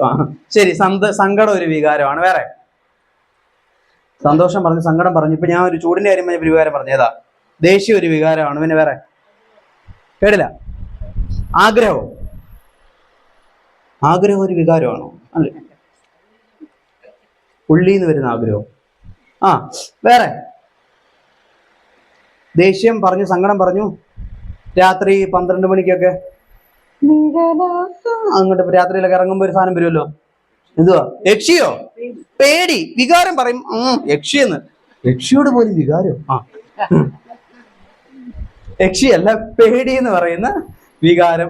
അതൊരു വികാരമാണ്, പ്രധാനമുള്ള വികാരമാണ്. പിന്നെ വേറെ ഏതെന്നൊരു വികാരമില്ലേ? വെറുപ്പ്, അതൊരു വികാരമാണ്, വെറുപ്പ്. പിന്നെ ഇപ്പൊ ഞാനിവിടെ നവരസം മൊത്തം കാണിക്കേണ്ടി വരുമെന്ന് തോന്നുന്നു. ഈ സർപ്രൈസ് എന്ന് പറയുന്ന ഒരു വികാരം, ആശ്ചര്യം, പെട്ടെന്നൊരു ഗിഫ്റ്റ് കിട്ടുമ്പോൾ അല്ലെങ്കിൽ ആരെങ്കിലും വരുമ്പോൾ അതൊരു പെട്ടെന്ന് വരുന്ന ഒരു പ്രധാനപ്പെട്ട വികാരങ്ങളൊന്നാണ്. പിന്നെ നമുക്ക് എല്ലാവർക്കും ഉള്ളൊരു വികാരമുണ്ട്. നമ്മൾ അത്യാവശ്യം പിള്ളേരിയിരിക്കുന്നു, നമ്മുടെ നിവിൻ പോളിയുടെ ഒരു സിനിമയുടെ പേരുണ്ടല്ലോ, ആലുവ പുഴയുടെ തീരത്ത്. ഏതാ? പ്രേമം. കണ്ടോ, ആ സാറിന് മാത്രമേ ഉള്ളൂ ഈ കൂട്ടത്തിൽ ഒരു ചമ്മലും ഇല്ലാത്ത, എല്ലാം പറയുന്നുണ്ട്. പ്രേമം ഒരു വികാരമല്ലേ? അപ്പൊ അത്തരത്തിലുള്ള ഒരുപാട് വികാരങ്ങളും കാര്യങ്ങളും, സങ്കടം, ഒരു സന്തോഷം, ഒരുപാട് വികാരങ്ങളൊക്കെ ഉണ്ട്. ഇമോഷൻസ് ഹാൻഡിൽ ചെയ്യാൻ പറ്റാത്തത് ഇപ്പോഴത്തെ കുട്ടികളുടെ ഒരു മെയിൻ ആയിട്ടുള്ള ഒരു പ്രശ്നമാണ്. ഇമോഷൻ, എതിരെ നിൽക്കുന്ന ആളോടുള്ള ഒരു ഇമോഷണൽ അറ്റാച്ച്മെന്റ്, അല്ലെങ്കിൽ എമ്പതി എന്ന് കേട്ടിട്ടുണ്ടോ? എമ്പതി എന്ന് കേട്ടിട്ടുണ്ടോ? കൈ നോക്കിക്കുക. എമ്പതി ഉണ്ട്. സിമ്പതി എന്ന് കേട്ടിട്ടുണ്ടോ? സിമ്പതി കേട്ടിട്ടുണ്ട്. സിമ്പതിയുടെ മലയാളം എന്തുവാ? സഹതാപമാണ് സിമ്പതി. അയ്യോ അവൻ അങ്ങനെ പറ്റിയല്ലോ, ഒരു വികാരമാണ് സിമ്പതി. സിനിമയിലൊക്കെ കേട്ടിട്ടില്ല, എനിക്ക് നിന്റെ സിമ്പതി ഒന്നും വേണ്ട എന്നൊക്കെയുള്ള ഡയലോഗൊക്കെ ഉണ്ട്. സിമ്പതി, അതിന്റെ ഒരു അർത്ഥം, അതുപോലെ തന്നെ ഒരു അർത്ഥം വരുന്ന കാര്യമാണ് എമ്പതി എന്ന് പറഞ്ഞാലും. എമ്പതി എന്ന് പറഞ്ഞാൽ കുറച്ചും കൂടെ നല്ല മലയാളം സഹാനുഭൂതി എമ്പതി എന്ന് പറയാം, അല്ലെങ്കിൽ തന്മയഭാവം എന്നൊക്കെയാണ് കുറച്ചും കൂടെ നല്ല മലയാളം. അതിനേക്കാൾ നല്ല സഹാനുഭൂതി എടുക്കുന്ന ഈ എമ്പതി എന്ന് പറഞ്ഞാൽ, ഞാൻ മനസ്സിലാവാനായിട്ട് ഒരു കഥ പറയാം, എൻ്റെ ലൈഫിൽ നടന്ന ഒരു കഥ പറയാം. ഞാനിപ്പോൾ കാറിലാണ് വന്നേക്കുന്നത്. അതിന് മുമ്പ് എനിക്കൊരു സ്കൂട്ടർ ഉണ്ടായിരുന്നു, ഡിയോ ഇല്ലേ, ഓറഞ്ച് ഡിയോ സ്കൂട്ടർ ഉണ്ടായിരുന്നു. ഞാൻ അതിലാണ് പണ്ട് കോളേജിൽ പോകുന്നത്, ബസ്സിനാണ് പോകുന്നത്. എന്തെങ്കിലും ഫംഗ്ഷൻ ഒക്കെ ഉണ്ടെങ്കിൽ കോളേജിലുണ്ടെങ്കിൽ അതിനാണ് പോകുന്നത്. അപ്പം എൻ്റെ കോളേജ് എവിടാന്ന് ഞാൻ പറഞ്ഞായിരുന്നു, എവിടാ? കോന്നിയിലാണ് പഠിച്ചു. ചങ്ങനാശ്ശേരി SBയിൽ ഡിഗ്രി ആയിരുന്നു, MSc ചോദിച്ചാൽ കോന്നിയില്ല. അപ്പോൾ കോന്നിന്ന് നെടുങ്കുന്നം കറവച്ചാൽ നല്ല ദൂരമുണ്ട്. ഞാൻ പോകുന്ന റൂട്ട് മണിമല ചെന്നിട്ട്, മണിമലയൊക്കെ അറിയാലോ അല്ലെ, മണിമല റാന്നി ചെന്നിട്ട് പത്തനംതിട്ട കോന്നി അങ്ങനെയാ പോകുന്നത്. അപ്പൊ ഈ മണിമലയ്ക്ക് റാന്നിക്ക് ഇടയിൽ ഒരു സ്ഥലമുണ്ട്, പൊന്തമ്പുഴ വനം എന്നൊരു സ്ഥലമുണ്ട്. അതായത് നടുക്കൂടെ റോഡ്, രണ്ട് സൈഡിലും കാട്. ഒരു കിലോമീറ്റർ ഓളം രണ്ട് സൈഡിലും കാടാണ്, നടുക്കൂടെ റോഡുള്ള ഒരു സ്ഥലമാണ് പൊന്തമ്പുഴ വനം എന്നൊരു സ്പേസ് ഉണ്ട്, റാന്നിക്കും മണിമലയ്ക്കും ഇടയിൽ. അപ്പൊ ഈ എന്തെങ്കിലും കോളേജിൽ ഫംഗ്ഷൻ ഒക്കെ ഉണ്ടെങ്കിൽ, പണ്ട് സ്കൂളിലൊക്കെ പഠിക്കുമ്പോൾ നമ്മൾ ടീച്ചർമാരാണ് ഫംഗ്ഷൻ നടത്തുന്നെങ്കിൽ, കോളേജിൽ ചെല്ലുമ്പോൾ ആരായിരിക്കും പരിപാടിയൊക്കെ നടത്തുന്നത്? പിള്ളേർ തന്നെയായിരിക്കും, കോളേജ് യൂണിയൻ ആയിരിക്കും നടത്തുന്നത്. അപ്പം അവിടുത്തെ പരിപാടി കഴിഞ്ഞാൽ സ്കൂളിലെ പോലെ പെട്ടെന്ന് ഇറങ്ങി വരാൻ പറ്റുമോ? ഇല്ല, ഒരുപാട് ഉത്തരവാദിത്തങ്ങളില്ലേ. പന്തലഴിക്കണം, ചിലവരെ ബസ് കയറ്റി ടാറ്റ കൊടുത്ത് വിടണം, അങ്ങനെ ഒരുപാട് കാര്യങ്ങളുണ്ട് നമുക്ക്. അപ്പൊ ആ കാര്യങ്ങളെല്ലാം വൃത്തിയായിട്ട് ഒരു 4-4:30 പരിപാടിയൊക്കെ കഴിഞ്ഞാണ്. പക്ഷെ നമ്മൾ ആ പരിപാടി ഇവർക്ക് പന്തലുകാർക്കൊക്കെ പൈസ കൊടുത്ത് മൈക്ക് സെറ്റുകാരെ എല്ലാം പറഞ്ഞു വിട്ട് പന്തലൊക്കെ കഴിച്ച് സെറ്റായി വന്നപ്പോൾ ഏകദേശം ഒരു 9 മണി ഒക്കെ ആയി, രാത്രി 9 മണിയൊക്കെ ആയി. ഇപ്പൊ ഞാൻ തിരിച്ച് വീട്ടിലോട്ട് വരാനായിട്ട് തുടങ്ങുവാണ്. അപ്പം എൻ്റെ സ്കൂട്ടറിൽ രാവിലെ തൊട്ടേ ഒരു കടകട എന്നൊരു ശബ്ദമുണ്ട്. ഒരു ബെൽറ്റ് ലൂസ് അതിന്റെ ബെൽറ്റ് പോകാറായതിൻ്റെയൊക്കെയാണ് സ്കൂട്ടറിൽ ഒരു ഒച്ച കേൾക്കുന്നുണ്ട്. അപ്പൊ ഞാൻ ആ സ്കൂട്ടറും കൊണ്ടാണ് രാവിലെ രാത്രി 9:30 ആയപ്പോഴത്തേന് കോന്നി കോളേജിൽ നിന്ന് വിട്ടത്. ഏകദേശം 10:30 ആയപ്പോഴത്തേക്കിനും ഈ പറയുന്ന പൊന്തമ്പുഴ വനത്തിന്റെ ആ ഒരു ഭാഗത്തായി. കടകടാന്ന് അവിടുന്ന് ഒച്ചയുണ്ട്. പൊന്തമ്പുഴ വനം ഭാഗ്യവശാൽ ആയപ്പോഴത്തേക്കിനും കട കട കട കട കട കട എന്തു പറ്റി? വണ്ടി നിന്നുപോയി. നല്ല രസമാണല്ലോ. രാത്രി 10:30 സമയം. അപ്പുറത്തും ഇപ്പുറത്തും നല്ല കാടാണ്. കിരികിരികിരാന്നുള്ള ചീവീടിന്റെ ഒച്ചയുണ്ട്. എന്ന് പറയുന്ന ഹൊറർ മൂഡിലുള്ള പട്ടിയുടെ ആ ഓലിയിടലും കുറുക്കൻ ഓലിയിടലൊക്കെ ഉണ്ട്. ഞാൻ ആ സൗണ്ടൊക്കെ ആസ്വദിച്ചുകൊണ്ട് എന്ത് ചെയ്തുകൊണ്ടിരിക്കുക, വണ്ടി ആസ്വദിച്ചുകൊണ്ടല്ല പേടിച്ചോണ്ട് വണ്ടി തള്ളിക്കൊണ്ടിരിക്കുക. ഈ തള്ളലല്ല, വണ്ടി തള്ളിക്കൊണ്ടിരിക്കുക. ഓക്കെ. അപ്പൊ അങ്ങനെ ചെയ്തപ്പോഴത്തേനും നല്ല റോഡാ, വണ്ടി അറിയാം, വണ്ടിയൊക്കെ ഇടയ്ക്കിടയ്ക്ക് പാസ് ചെയ്ത് പോകുന്നുണ്ട്. അതിൻ്റെ ഇടയ്ക്ക് ഒരു കാറ് നിർത്തി ചോദിച്ചു. ഞാനിങ്ങനെ വണ്ടിയൊക്കെ തള്ളുന്ന കണ്ടിട്ടായിരിക്കും. ഒരു കാറ് നിർത്തി ചോദിച്ചു, എന്ത് പറ്റി മോനെ, എന്നാ പറ്റിയെന്ന് ചോദിച്ചു. അപ്പം ഞാൻ പറഞ്ഞു, ബെൽറ്റ് പൊട്ടിപ്പോയെന്ന് തോന്നുന്നു, വണ്ടി നിന്നുപോയി. ഇപ്പം എനിക്കറിയത്തില്ല ഇവിടെ, അത് ഞാനോട് വണ്ടി തള്ളിക്കൊണ്ടിരിക്കുക. ഓ, കാടാണേ, സൂക്ഷിക്കണേ, ശരി എന്ന് പറഞ്ഞ് ആ വണ്ടി വിട്ടുപോയി. പേടി കൂടുകയോ കുറയുവോ? കുറച്ചുകൂടെ കുറച്ചുകൂടെ നല്ല രീതിയിൽ ഇട്ടിട്ട് പുള്ളി അങ്ങ് പോയി. അതിനുശേഷവും ഒരു വണ്ടി നിർത്തി. കുറച്ച് കഴിഞ്ഞപ്പോൾ ഒരു വണ്ടി നിർത്തിയിട്ട് ചോദിച്ചു, എന്ത് പറ്റിയെന്ന് ചോദിച്ചു. ഇതുപോലെ തന്നെ ബെൽറ്റ് പൊട്ടിപ്പോയതാണ്, അങ്ങനത്തെ കാര്യങ്ങളൊക്കെ പറഞ്ഞപ്പോൾ പുള്ളി പറഞ്ഞു, ഇവിടെ അടുത്ത് എവിടെയെങ്കിലും കൂട്ടുകാരുടെ ബന്ധുക്കളുടെ വീടുണ്ടെങ്കിൽ കയറി നിൽക്കുക, അല്ലാതെ ഈ രാത്രിയിൽ ഇങ്ങനെ ഈ വണ്ടി ഒറ്റയ്ക്ക് ഇങ്ങനെ തള്ളി പോകണ്ട എന്ന് പറഞ്ഞിട്ട് പുള്ളി എന്ത് ചെയ്തു, പുള്ളിയും പോയി. കുറച്ച് കഴിഞ്ഞപ്പോൾ ഒരു ജീപ്പ് വന്നു. ഒരു ജീപ്പ് വന്നിട്ട് ആ ജീപ്പ് ഓടിക്കുന്നത് എൻ്റെ പ്രായത്തിലുള്ള ഒരു പയ്യനാണ്. എനിക്ക് അന്ന് 22 വയസ്സാണ് പഠിച്ചുകൊണ്ടിരിക്കുന്ന സമയത്ത്. അപ്പം എൻ്റെ പ്രായത്തിലുള്ള പയ്യനാണ് ആ ജീപ്പ് ഓടിച്ചത്. സൈഡിൽ ഒരു ചേട്ടൻ ഇരിപ്പുണ്ടായിരുന്നു. ആ പുള്ളി എന്നോട് ചോദിച്ചു, മോനെ എന്നാ പറ്റിയെന്ന് ചോദിച്ചു. അപ്പോൾ പറഞ്ഞു, ഇതുപോലെ കാര്യം പറഞ്ഞപ്പം, ആണോ അന്ന് അവിടെ നിൽക്ക് എന്ന് പറഞ്ഞ് പുള്ളി വണ്ടി ഒതുക്കി. മണിമല എനിക്ക് അറിയാവുന്ന ഒരു വർക്ക്ഷോപ്പുകാരനുണ്ട്, ഞാൻ വിളിക്കാമെന്ന് പറഞ്ഞ് പുള്ളി അവിടെ നിർത്തി. അപ്പോൾ ആ പയ്യനോട് പറഞ്ഞു, മോനാന്ന് തോന്നുന്നു, പയ്യനോട് പറഞ്ഞു, നീ കുറച്ചു നേരം വണ്ടി തള്ളുക, ആ പയ്യൻ കുറച്ചു നേരമായില്ല ഞാൻ നിന്ന് ചെയ്യുന്നു, നീ ഒന്ന് ചെയ്യുന്നൊക്കെ പറഞ്ഞ് പുള്ളി മണിമലയിൽ നിന്ന് ഷാജി എന്ന് പറയുന്ന ഒരു വർക്ക്ഷോപ്പുകാരനെ വിളിച്ചു. പുള്ളി പെട്ടെന്ന് സ്കൂട്ടറിലൊരു ടൂളൊക്കെ ആയിട്ട് വന്ന് ബെൽറ്റ് മുറുക്കി. അപ്പം എന്നോട് പറഞ്ഞു, ബെൽറ്റ് ഫുള്ളായിട്ട് ശരിയായിട്ടില്ല, നാളെ മാറ്റിക്കണം, ഇതിപ്പോൾ വീട് വരെ എത്താനുള്ള രീതിയിൽ ആക്കിയിട്ടുണ്ടെന്ന് പറഞ്ഞ് വണ്ടി ശരിയാക്കി. ഞാൻ എൻ്റെ സ്കൂട്ടറിലും പോയി, അവരവരുടെ ജീപ്പിലും തിരിച്ചു പോയി. ഇതിൻ്റെ അകത്ത് നമ്മൾ ഈ പറഞ്ഞ 2 വികാരങ്ങളും പ്രധാനമായിട്ടും വന്നിട്ടുണ്ട്. അതിൻ്റെ അകത്ത് ആദ്യം കുറേ വണ്ടികൾ പോയല്ലേ, പക്ഷേ നിർത്തി ചോദിക്കാൻ മര്യാദ കാണിച്ച 2 വണ്ടിയേ ഉള്ളായിരുന്നു. 2 വണ്ടി ചോദിച്ചു, എന്ത് പറ്റി, കാര്യങ്ങൾ അന്വേഷിച്ചു. പക്ഷെ അവർ ആ കാര്യങ്ങൾ അന്വേഷിച്ചത് കൊണ്ട് എനിക്ക് എന്തെങ്കിലും പേഴ്സണലി ഗുണമുണ്ടായോ? പേടി കൂടി തന്നു, അത് വേറെ കാര്യം. എന്നാലും അവർ നിർത്തി ചോദിക്കാനുള്ളൊരു മര്യാദ കാണിച്ചില്ല. അതൊരു മര്യാദയല്ലേ? വേറെ വണ്ടിക്കാർ ചെയ്യാത്ത ഒരു മര്യാദയാണ് അവർ ചെയ്തത്. പക്ഷെ അതുകൊണ്ട് എന്തെങ്കിലും എനിക്ക് ഗുണമുണ്ടായോ? ഇല്ല, ഗുണമൊന്നും ഉണ്ടായില്ല. ആ ഒരു വികാരത്തിന്റെ ആ ഒരു ഇതിന്റെ പേരാണ് എന്ത്, സിമ്പതി എന്ന് പറയുന്നത്. ആ ഒരു വികാരമാണ്. എന്താണ്, അന്വേഷിച്ചു, കാര്യങ്ങൾ അതിന് വേണ്ട നിർദ്ദേശം ഒന്ന് പോയി. എനിക്ക് ഗുണം ഉണ്ടായത് ആരെ കൊണ്ടാ? ലാസ്റ്റ് വന്ന ആ ജീപ്പി വന്ന ആ ചേട്ടനെ കൊണ്ടാണ് ഈ ഗുണം ഉണ്ടായത്. പുള്ളി എന്തുകൊണ്ടായിരിക്കും എന്നെ സഹായിച്ചത്? വേറെ ആർക്കും തോന്നാത്ത പുള്ളിക്ക് മാത്രം എന്തുകൊണ്ടായിരിക്കും അങ്ങനെ എന്നോടൊരു അങ്ങനൊരു എമ്പതി എന്ന് പറയും, ഇപ്പം നമ്മൾ പറഞ്ഞ വികാരം തോന്നാൻ കാരണം? പറഞ്ഞു, ചേച്ചി പറയുന്ന പോയിന്റ് കറക്റ്റാണെന്ന് എനിക്ക് തോന്നുന്നു. പോയിന്റ് കൈയടി കൊടുത്ത്. നിങ്ങളുടെ മനസ്സിലെല്ലാം ഉത്തരം ഉണ്ടായിരുന്നറിയാം, പക്ഷെ പറയാൻ മടിയാ. ആ വണ്ടി ഓടിച്ചോണ്ടിരുന്ന ആരാ? എൻ്റെ പ്രായത്തിലുള്ള പുള്ളിയുടെ മകനായിരുന്നു ഓടിച്ചുകൊണ്ടിരുന്നത്. പെട്ടെന്ന് പുള്ളി എന്തുമായിട്ട് കണക്ട് ചെയ്ത് കാണും? ആ രാത്രിയിൽ എൻ്റെ മകനാണ് ആ നിന്ന് അവിടെ നിൽക്കുന്നതെങ്കിൽ എന്താകുമായിരിക്കും അവസ്ഥ എന്നുള്ള ആ ഒരു ചിന്തയുടെ പേരാണ് എന്ത്, എമ്പതി എന്ന് പറയുന്നത്. അത് വേറൊരാളുടെ സിറ്റുവേഷൻ ആരുടെ സ്ഥാനത്ത് നിന്ന് ചിന്തിക്കുക എന്നുള്ളതാണ്, അയാളുടെ സ്ഥാനത്ത് നിന്ന് ചിന്തിക്കുക എന്നുള്ളത്. അതായത് എമ്പതിയുടെ ഡെഫിനിഷൻ പറയുന്നത് എതിരെ നിൽക്കുന്ന ആളുടെ കണ്ണുകൊണ്ട് കാണുക, എതിരെ നിൽക്കുന്ന ആളുടെ കാതുകൊണ്ട് കേൾക്കുക, എതിരെ നിൽക്കുന്ന ആളുടെ മനസ്സുകൊണ്ട് അറിയുക എന്നുള്ളതാണ്. അതായത് നമ്മളൊരാൾ സംസാരിക്കുമ്പോഴത്തേക്കിനും അയാൾ, ഇപ്പം ഞാൻ എക്സാമ്പിൾ പറയുകയാണെങ്കിൽ, ഞാൻ എൻ്റെ ക്ലാസ്സിൽ ഒരു പയ്യനോ സ്കൂളിൽ ക്ലാസ് എടുക്കുമ്പോൾ അല്ലെങ്കിൽ കോളേജ് ക്ലാസ് എടുക്കുമ്പോൾ ഒരു പയ്യൻ അവിടെ ഇരുന്ന് ഉറങ്ങുവാണെങ്കിൽ, അല്ലെങ്കിൽ ആ ബെഞ്ചേ കിടന്ന് ഉറങ്ങുവാണെങ്കിൽ ഞാൻ അവനെ വിളിച്ചുണർത്താൻ പോകാറില്ല. എൻ്റെ മെയിൻ റീസൺ എമ്പതിയാണ്. കാരണം അവൻ്റെ അവസ്ഥ ആർക്കറിയത്തില്ല, എനിക്കറിയത്തില്ല. ചിലപ്പോൾ അവൻ്റെ വീട്ടിൽ ഇന്നലെ രാത്രി അച്ഛനും അമ്മയും ഭയങ്കര വഴക്കായിരുന്നായിരിക്കും. അവന് തന്നെ ചിലപ്പോൾ വൈകിട്ട് ആഹാരം കഴിച്ചിട്ടുണ്ടാവില്ല, അവൻ ചിലപ്പോൾ മര്യാദയ്ക്ക് ഉറങ്ങി കാണത്തില്ല, എൻ്റെ ക്ഷീണത്തിലായിരിക്കും. സ്കൂളിൽ വന്ന് ഫാൻ്റെ ചോട്ടി ഇരുന്നപ്പോൾ എന്ത് ചെയ്തു, ഉറങ്ങിപ്പോയി. അവന്റെ അവസ്ഥ എനിക്കറിയത്തില്ല. ഞാൻ അന്ന് 2 മണിക്കൂർ മാത്രം ക്ലാസ് എടുക്കാൻ വന്ന ആളാ. അല്ലാതെ അവനെ എണീപ്പിച്ചെടുത്തിട്ട് ബാക്കി എല്ലാ പിള്ളേർക്കും അടങ്ങിയിരിക്കാലോ, നിനക്ക് മാത്രം എന്താ ഉറക്കം വരുന്നേ എന്ന് ചോദിച്ചു കഴിഞ്ഞാൽ എനിക്ക് ആ എമ്പതി ഇല്ലാന്നേ പറയാൻ പറ്റത്തുള്ളൂ. അപ്പൊ നമ്മുടെ ഭാഗത്തുനിന്ന് ചിന്തിക്കുക എന്നുള്ളതല്ല, എതിരെ നിൽക്കുന്ന ആളുടെ ഭാഗത്തുനിന്ന് ചിന്തിക്കുക എന്നുള്ളത്. അതുകൊണ്ടാണ് ഞാൻ പറഞ്ഞത് പെട്ടെന്ന് ക്ലാസ് നിർത്താം. കാരണം നിങ്ങൾ ഇതിന്റെ താഴെ ഇരുന്ന് ഒരുപാട് ഉരുകുന്നുണ്ടെന്നുള്ളത് നിങ്ങളുടെ സ്ഥാനത്ത് നിന്ന് ചിന്തിച്ചു, ഞാൻ ചിന്തിച്ചു. അപ്പം എമ്പതി എന്ന് പറയുന്ന ക്വാളിറ്റി ഇപ്പൊ വരുന്ന ജനറേഷന് വളരെ കുറവാണ്. അതിൻ്റെ ഒരു മെയിൻ ഉദാഹരണം തിരുനക്കര അമ്പലത്തിലെ പൂരത്തിന് പോയി കഴിഞ്ഞാൽ കാണാൻ പറ്റും. ഇപ്പത്തെ ഗാനമേള കാണാനായിട്ട് ആൾക്കാർ പോകുന്നത് എന്ത് കാണാനാ? തിരുനക്കര അമ്പലത്തിലെ ഗാനമേള കാണാൻ ആള് കൂടുന്നത് എന്ത് കാണാനാ? ഗാനമേള കേൾക്കാനാണോ? അല്ല, എന്ത് കാണാനാ? അടി കാണാൻ. എൻ്റെ ഒരു കസിനുണ്ട് പുതുപ്പള്ളിയിൽ. ഞാൻ എപ്പോഴത്തേനും ഇവിടെ വന്ന് നിന്നിട്ട് പറഞ്ഞ ഒരുമിച്ച് ഗാനമേള ബ്ലൂ ഡയമണ്ട്സിന് ഗാനമേള അല്ലായിരുന്നു അവിടെ ഉണ്ടായിരുന്നു. ഗാനമേള കാണാനായിട്ട് പോകുന്നില്ല എന്ന് ചോദിച്ചു. 8:30 കണ്ട ഗാനമേള. അപ്പം 9 മണിയായിട്ട് ഇവർ ഇറങ്ങുന്നില്ല. അപ്പൊ ഞാൻ ചോദിച്ചു, പോകണ്ടേ, ഇത് ഗാനമേള കാണണ്ടേ? അല്ല, ഗാനമേള 8 ആകുമ്പോൾ തുടങ്ങും, പക്ഷെ ഒരു അടിയുടെ അറ്റ്മോസ്ഫിയർ ആയി വരണമെങ്കിൽ ഒരു 9 മണി 9:30 ആകുമ്പോഴേ അടി കാണാനായിട്ട് പറ്റത്തുള്ളത്. വേറൊരാള് വേദന അനുഭവിക്കുന്നത് കണ്ട് സുഖിക്കാനായിട്ട് പോവാ. അതിന്റെ റീലിട്ടാണ് മാസ് കാണിക്കുന്നത്. പോലീസ് അടി ഉണ്ടാക്കുന്നവരെ പോലീസ് അടിക്കുന്നു. അതിലൊക്കെ പാട്ട് മിക്സ് ചെയ്ത് അത് കണ്ട് ആസ്വദിക്കുന്ന ഒരു ജനറേഷനിലേക്ക് വന്നേക്കും. അടി കാണാൻ പോവുക, അടി കൊള്ളാൻ പോവുക. പണ്ടൊക്കെ അമ്പലങ്ങളിലെ ഉത്സവത്തിലൊക്കെ അടി ഉണ്ടാകുമോ എന്ന് ചോദിച്ചാൽ ഉണ്ടാകാറുണ്ട്. അത് പക്ഷെ ഇച്ചിരി കൂടെ സീനിയറായിട്ടുള്ള ആരേലും ആയിരിക്കും അത് ചെയ്യുന്നത്. അവര് തന്നെ അത് പിടിച്ചു മാറ്റാറും ഒക്കെ ഉണ്ട്. ഇപ്പൊ പക്ഷെ അടിക്കുന്നത് ആരാ? 16ഉം 15ഉം വയസ്സുള്ള പിള്ളേർ സെറ്റ്.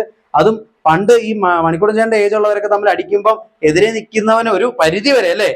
ഇത് അങ്ങനാണോ? ഇത് ഇഷ്ടി എടുത്തോണ്ട് വന്ന് തലയടിച്ച് പൊളിക്കാന്നുള്ളതേ ഉള്ളൂ, അല്ലാതെ വേറെ ഒന്നുമില്ല. അത് വാഴറ്റു കൊണ്ടാ നിങ്ങൾക്ക് മനസ്സിലാവും. അതിന്റെ മെയിൻ റീസൺ അകത്ത് കിടക്കുന്ന സാധനം വേറെയാന്നുള്ളത് കൂടെ കൊണ്ടാ കേട്ടോ. അത് വേറെ സാധനം അകത്ത് കിടക്കുന്നതുകൊണ്ടാണ് അത്രയും ബ്രൂട്ടൽ മൈൻഡ് പിള്ളേർക്ക് വരുന്നത്. അപ്പൊ അത്തരത്തിലുള്ള ഒരു എമ്പതി ഇല്ലാത്ത, എതിരെ നിൽക്കുന്ന ആളുടെ വേദന മനസ്സിലാക്കാൻ പറ്റാത്ത ഒരു ജനറേഷൻ വളർന്നു വരുന്നുണ്ട്. അതിന് ഇമോഷനായിട്ട് ബന്ധപ്പെട്ട് ഒരുപാട് കാര്യങ്ങൾ ഇതുപോലുള്ള സംഘടനകൾക്ക് ചെയ്യാനുണ്ട്. അതെന്തായാലും നിർബന്ധമായിട്ട് ചെയ്യണം. അല്ലെങ്കിൽ അത് നമ്മളെ ഭയങ്കരമായിട്ട് അഫക്റ്റ് ചെയ്യും. നമ്മുടെ ഭാവിയെയും നമ്മുടെ ഫ്യൂച്ചറേയും നമ്മളെ മക്കളെയും നമ്മളത് ഭയങ്കരമായിട്ട് അഫക്റ്റ് ചെയ്യും. എമ്പതി ഉള്ള ഒരു ജനറേഷനെ ക്രിയേറ്റ് ചെയ്യുക. അതിൻ്റെ ഏറ്റവും നല്ല ഒരു വഴി എന്ന് പറഞ്ഞാൽ കുട്ടികൾക്ക് കമ്മിറ്റ്മെന്റ് ഉണ്ടാക്കിയെടുക്കുക എന്നുള്ളതാണ്. ഇപ്പോഴത്തെ പിള്ളേർക്ക് ആരോടും കടമയില്ല, അതിൻ്റെ ആവശ്യമില്ല. കടമയില്ല, അച്ഛനോടും അമ്മയോടും കടമയില്ല, നാട്ടുകാരോടും കടമയില്ല. ആർക്കും കടമയുടെ ആവശ്യമുണ്ടോ? കമ്മിറ്റ്മെന്റിന്റെ ആവശ്യമുണ്ടോ? കൊച്ചിലോട്ട് നമ്മൾ വളർത്തുന്നതും അങ്ങനെ അല്ലേ. ഞാനാ നിന്നെ നോക്കുന്നത്, നീ എന്തിനാ പിന്നെ അവനെ? ഇവിടെ ഗവൺമെന്റ് സ്കൂളിൽ പഠിച്ച എത്ര പേരുണ്ട്? ഗവൺമെന്റ് സ്കൂളിൽ പഠിച്ച എത്ര പേരുണ്ട്? എല്ലാവരും CBSE ആയിരുന്നോ? അല്ല, ഗവൺമെന്റ് സ്കൂളല്ല, പണ്ടേ പൈസക്കാരനാ. NSSO? അത് എയ്ഡഡ് സ്കൂൾ അല്ലേ? ശമ്പളം കൊടുക്കുന്ന സർക്കാരല്ലേ? കൈവക്ക്. NSS ആണ്. സെന്റ് തോമസ് എയ്ഡഡ് സ്കൂൾ ആയിരുന്നോ? സാലറി കൊടുക്കുന്ന ആരാ ടീച്ചേഴ്സിനൊക്കെ? സർക്കാരല്ലേ? എയ്ഡഡ് സ്കൂളുകൾ. ഗവൺമെന്റ് അല്ലേ പൈസ കൊടുക്കുന്നത്? നമ്മൾ ഫീസ് കൊടുത്താണോ പഠിക്കുന്നത്? അല്ല. അത് നോക്കിയാൽ മതി. നമ്മൾ ഫീസ് കൊടുത്താണോ പഠിക്കുന്നത്? അല്ല. അപ്പം ഈ ഗവൺമെന്റ് സ്കൂളിൽ ഞാൻ ഗവൺമെന്റ് സ്കൂളിലാണ് പഠിച്ചത്. ഈ ഗവൺമെന്റ് സ്കൂളിൽ പഠിക്കുന്ന പിള്ളേർക്ക് നാടിനോട് എന്തെങ്കിലും കമ്മിറ്റ്മെന്റ് ഉണ്ടോ? കമ്മിറ്റ്മെന്റ് ഉണ്ടാവേണ്ട കാര്യമുണ്ടോ? കാര്യമില്ല. ഉണ്ടോ? എന്നോട് ഈ ചില സമയത്ത് ഈ സ്കൂളുകളിൽ ഈ ചൈൽഡ് റൈറ്റ്സ് ഇല്ലേ, കുട്ടികളുടെ അവകാശങ്ങളെ കുറിച്ച് ക്ലാസ് എടുക്കാൻ വിളിക്കും. ഞാൻ പറയാം, അത് ചൈൽഡ് റൈറ്റ്സ് എടുക്കാനായിട്ട് ഒരുപാട് ആൾക്കാരുണ്ട്, അഡ്വക്കേറ്റ്സ് ഉണ്ട്. എന്നെ ചൈൽഡ് റൈറ്റ്സിന് വിളിക്കേണ്ട, ചൈൽഡ് റെസ്പോൺസിബിലിറ്റിക്ക് വേണമെങ്കിൽ വിളിച്ചോളാൻ പറയും. ചൈൽഡ് റൈറ്റ്, കുട്ടികളുടെ അവകാശം, തൊഴിലാളികളുടെ അവകാശം, എല്ലാവരും അവകാശത്തിന് പറയുക. ഇവർക്കൊരു ഇതുണ്ട്, കമ്മിറ്റ്മെന്റ് ഉണ്ട്. ഗവൺമെന്റ് സ്കൂളിൽ പഠിക്കുന്ന ഒരു കുട്ടി നമ്മളോട് കമ്മിറ്റഡാ. കാരണം എന്നാ? അവൻ പഠിക്കുന്നത് നമ്മുടെ ഫീസിലാ. അവനവിടെ ഉഴപ്പാൻ അവകാശം ഉണ്ടോ? ഇല്ല. നമ്മളിരിക്കുന്ന അത് പക്ഷെ ആരും പറഞ്ഞു കൊടുക്കുന്നുണ്ടോ? വിദ്യാഭ്യാസം നിന്റെ അവകാശമാണത്, സർക്കാർ നിനക്ക് തരേണ്ട അവകാശമാണെന്നുള്ളത്. അവകാശമാണ്, സമ്മതിച്ചു. പക്ഷെ അവൻ പഠിക്കുന്നുണ്ടെങ്കിൽ അവന്റെ ടീച്ചർക്ക് കൊടുക്കുന്ന സാലറി എല്ലാം ആരാ കൊടുക്കുന്നത്? നമ്മുടെ ഇവിടെ ഇരിക്കുന്ന ഓരോരുത്തരുടെ ടാക്സിലാ. അപ്പൊ അവൻ ഈ നാട്ടുകാരോട് കമ്മിറ്റഡ് ആണോ? ആണ്. അതെങ്ങനെയും നാട്ടിൽ തിരിച്ചു കൊടുക്കാൻ. ഈ ബ്രെയിൻ ബക്സ് ഒരു സ്ഥാപനമുണ്ട് ചെങ്ങമനത്ത്, കണ്ടിട്ടുണ്ടോ? ഒരു മാനസികാരോഗ്യ ആശുപത്രിയാ ബ്രെയിൻ ബക്സ്. ഇങ്ങനെ അടുത്തല്ലേ? ബ്രെയിൻ ബക്സ്. അവിടുത്തെ ഡോക്ടർ UK ഡോക്ടറാ, UK മാനസികാരോഗ്യ വിദഗ്ധനാ. അദ്ദേഹം നാട്ടില് ഇതുപോലെ ഹോസ്പിറ്റൽ UK അദ്ദേഹത്തിന് നല്ല സാലറി ഉണ്ട്, അത്യാവശ്യം നല്ല സാലറി ഉണ്ട്, നല്ല രീതിയിൽ അവിടെ സെറ്റിൽ ആവാനുള്ളതാ. പക്ഷേ പുള്ളി നാട്ടിലും കൂടെ വന്ന് പ്രാക്ടീസ് ചെയ്യുന്നുണ്ട്. ഇവിടെ പള്ളത്തൊരു ചെറിയ ഹോസ്പിറ്റലായിരുന്നു, ഇപ്പൊ അവിടെ 3 നിലയായിട്ടുള്ള സ്ഥലം മേടിച്ച് പുള്ളി അവിടെ സ്ഥലം മേടിക്കുകയാണ്. ഇത് അവിടെ ഇപ്പം ഒരുപാട് ഇൻവെസ്റ്റ് ചെയ്താൽ അവിടെ ആശുപത്രി ഉണ്ടാക്കിയേക്കുന്നത്. അത് നാട്ടിലിട്ടിട്ടുണ്ട്. അതിന്റെ റീസൺ പുള്ളി പറഞ്ഞു എന്നാന്ന് വെച്ചാൽ, പുള്ളി MBBS പഠിച്ചത് കോട്ടയം മെഡിക്കൽ കോളേജിലാണ്, പൈസ കൊടുക്കാതാ പഠിച്ചത്. 6 പൈസക്കാ പഠിച്ചേ. ഇവിടുത്തെ നാട്ടുകാരുടെ പൈസക്ക് പഠിച്ചിട്ട് ഞാൻ എൻ്റെ സേവനം എവിടെ കൊണ്ടാ ചെയ്യുന്നത്? UK കൊണ്ടാ ചെയ്യുന്നത്. ശരിക്കും അത് ശരിയാണോ? അത് ഇവിടുത്തെ നാട്ടുകാരുടെ കയ്യിൽ നിന്ന് ഞാൻ പൈസ മേടിച്ച് പഠിച്ചിട്ടുണ്ടെങ്കിൽ എൻ്റെ സേവനം എവിടെ കൊടുക്കേണ്ടതാ? എൻ്റെ നാട്ടുകാർക്ക് കൊടുക്കണ്ട. കാരണം അവരെൻ്റെ പൈസ കൊടുക്കി എന്നെ പഠിപ്പിച്ചിട്ടുണ്ടെങ്കിൽ ആ ഒരു അവരോടൊരു കടപ്പാടോടുകൂടി ഈ നാട്ടിൽ തന്നെ വേണം ഞാൻ അവർക്ക് വേണം സേവനം കൊടുക്കാൻ. അവർ പുള്ളി ഫീസ് പഠിക്കുന്നുണ്ട് കേട്ടോ, അത് വേറെ കാര്യം. എന്നാൽ ഇവിടെ വേണം അത് കൊടുക്കാൻ. ആ ഒരു ബോധ്യമുള്ള എത്ര ഗവൺമെന്റ് സ്കൂളിലെ പിള്ളേരുണ്ട് ഇവിടെ? ഏതെങ്കിലും ടീച്ചർ പഠിപ്പിക്കാറുണ്ടോ മോനെ നീ സർക്കാർ ഇവിടുത്തെ പിള്ളേർ ആൾക്കാരുടെ സാലറി കൊണ്ടാണ് പഠിക്കുന്നത്, അല്ലെ അവരുടെ കഷ്ടപ്പാടിന്റെ ഒരു അംശമാണ് നമ്മൾ കഴിക്കുന്നത്, അപ്പൊ അതുകൊണ്ട് ഇവിടുത്തെ നാട്ടുകാരോടും ഇവിടുത്തെ അയൽവക്കക്കാരോടെല്ലാം നിനക്കൊരു കമ്മിറ്റ്മെന്റ് ഉണ്ടെന്ന് പഠിപ്പിച്ചു കൊടുക്കുന്ന ഏതെങ്കിലും സ്കൂളുകൾ ഗവൺമെന്റ് സ്കൂളുണ്ടോ? ഇല്ല. എല്ലാവരും അവകാശങ്ങൾ മാത്രമേ സംസാരിക്കാറുള്ളൂ, ഉത്തരവാദിത്തങ്ങളെ കുറിച്ച് സംസാരിക്കാറില്ല. പിന്നെ സ്കൂളുകളുടെ കാര്യം പറഞ്ഞപ്പോഴത്തേനും ഒരു കാര്യം കൂടെ പറയാം. ഏറ്റവും കുറവ് കുട്ടികൾ ഇപ്പം നിലവിൽ കോട്ടയം ജില്ലയിൽ ഗവൺമെന്റ് സ്കൂളുകളിലൊക്കെ, കോട്ടയം ജില്ലയിൽ തന്നെ ഒരു പ്രധാനപ്പെട്ട ഒരു ഗവൺമെന്റ് സ്കൂളുണ്ട്. ഞാനിപ്പോൾ വിഷയം വന്നുകൊണ്ട് മൈഗ്രേഷനും എല്ലാം കൂടെ റിലേറ്റ് ചെയ്ത് പറഞ്ഞാണ്. ഒരു ഗവൺമെന്റ് സ്കൂളുണ്ട്, അവിടെ 5 മുതൽ 10 വരെ എത്ര കുട്ടികൾ ഉണ്ടാവും നിങ്ങളുടെ ഒരു ഊഹം കൊണ്ട് പറയാമോ? എത്ര കുട്ടികളുണ്ടാവും? ഒരു ഗവൺമെന്റ് സ്കൂളാണ്, നാട്ടിലെ പ്രമുഖ ഗവൺമെന്റ് സ്കൂളാണ്. 5 മുതൽ 10 വരെ എത്ര കുട്ടികൾ കാണും അവിടെ? എത്ര കുട്ടികൾ കാണും? ഊഹം പറഞ്ഞാൽ മതി. നിങ്ങളൊക്കെ പഠിക്കുമ്പോൾ എത്ര പിള്ളേരുണ്ടായിരുന്നു 5 തൊട്ട് 10 വരെ? ഒരു ക്ലാസ്സിലല്ല സാറേ, മൊത്തം 5 തൊട്ട് 10 വരെ മൊത്തം എത്ര പിള്ളേർ കാണും? 2000 പിള്ളേർക്ക്. 1000-2000 പിള്ളേരൊക്കെ ഉണ്ടായിരുന്നു. ഇപ്പൊ എത്ര കാണും? 5 തൊട്ട് 10 വരെ കോട്ടയം ജില്ലയിലെ തന്നെ ഒരു നഗരത്തിലിരിക്കുന്ന ഒരു സ്കൂളിലാണ്, ഗവൺമെന്റ് സ്കൂളാണ്. എത്ര കാണും 5 തൊട്ട് 10 വരെ? 800, മാക്സിമം 800. എത്രയാണ് സാറേ? 300 to 400. ഓക്കെ. വേറെ എത്രയാണ് സാറേ? സാറേ 300 to 20 പിള്ളേർ. 5ാം ക്ലാസ് മുതൽ 10ാം ക്ലാസ് വരെ 20 പിള്ളേർ. 10ാം ക്ലാസ്സിൽ 4, 5ാം ക്ലാസ്സിൽ 1, 6ാം ക്ലാസ്സിൽ 1, 7ാം ക്ലാസ്സിൽ 1, 8, 9, 10 കുറച്ച് പിള്ളേരുള്ളത്. മൊത്തം 20 പിള്ളേരേ ഉള്ളൂ. അവിടെ 14 ടീച്ചർമാരുണ്ട്. 20 പിള്ളേർക്കൂടെ വേണ്ടി 14 ടീച്ചർമാരുണ്ട്. സാലറി ഗവൺമെന്റ് സാലറിയാണ് ഇവർക്ക്. 20 പിള്ളേരെ പഠിപ്പിക്കാനായിട്ട് അത്രയും സാലറി മേടിക്കുന്ന ടീച്ചർമാരുണ്ട്. ഇത് നമ്മളെ അഫക്റ്റ് ചെയ്യുമോ? ഇത് നമ്മളെ അഫക്റ്റ് ചെയ്യുമോ? ഈ കാര്യം നമ്മളെ അഫക്റ്റ് ചെയ്യുമോ? ഈ പിള്ളേർ അവിടെ കുറയുന്നു, അല്ലെങ്കിൽ നമ്മളെ ബാധിക്കുന്ന കാര്യമല്ല. ഒന്ന് നമ്മുടെ ടാക്സാണ്, സാലറി വന്നത് കൂടെ. നമ്മുടെ മക്കളെ ഇത് ഏതെങ്കിലും തരത്തിൽ അഫക്റ്റ് ചെയ്യുമോ? ഈ പിള്ളേർ ഇന്ന സ്കൂളുകളിലൊക്കെ കുറയുന്നത് കൊണ്ടോ, അല്ലെങ്കിൽ അങ്ങനെ എന്തെങ്കിലുമൊക്കെ വരുമ്പം നമ്മുടെ നാടിനെ ഇത് അഫക്റ്റ് ചെയ്യുന്നുണ്ടോ? അഫക്റ്റ് ചെയ്യുമോ? എങ്ങനെ ആയിരിക്കും? സ്കൂളിൽ നിന്ന് പോവും. ഓക്കെ. സ്കൂളിൽ നിന്ന് പോവും. അത് അവിടുത്തെ ടീച്ചർമാരല്ലേ അഫക്റ്റ് ചെയ്യത്തുള്ളൂ. നമ്മളെ എങ്ങനെയാലും അഫക്റ്റ് ചെയ്യുമോ?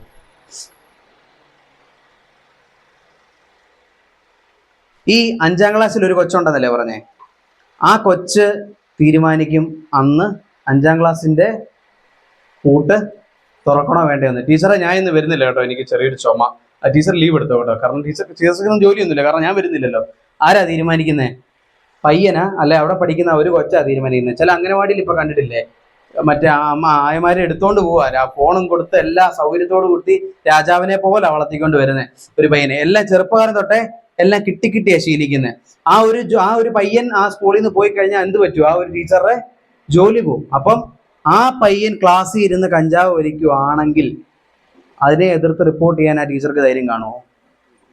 ധൈര്യം കാണത്തില്ല. കാരണം എന്നാ, റിപ്പോർട്ട് ചെയ്ത് ആ പയ്യൻ പോയി കഴിഞ്ഞാൽ അത് തൻ്റെ ജോലി എഫക്റ്റ് ചെയ്യും. ആ ടീച്ചറോട് മോശമായിട്ട് പെരുമാറിയ പുറത്ത് പറയാനുള്ള ധൈര്യം കാണുമോ?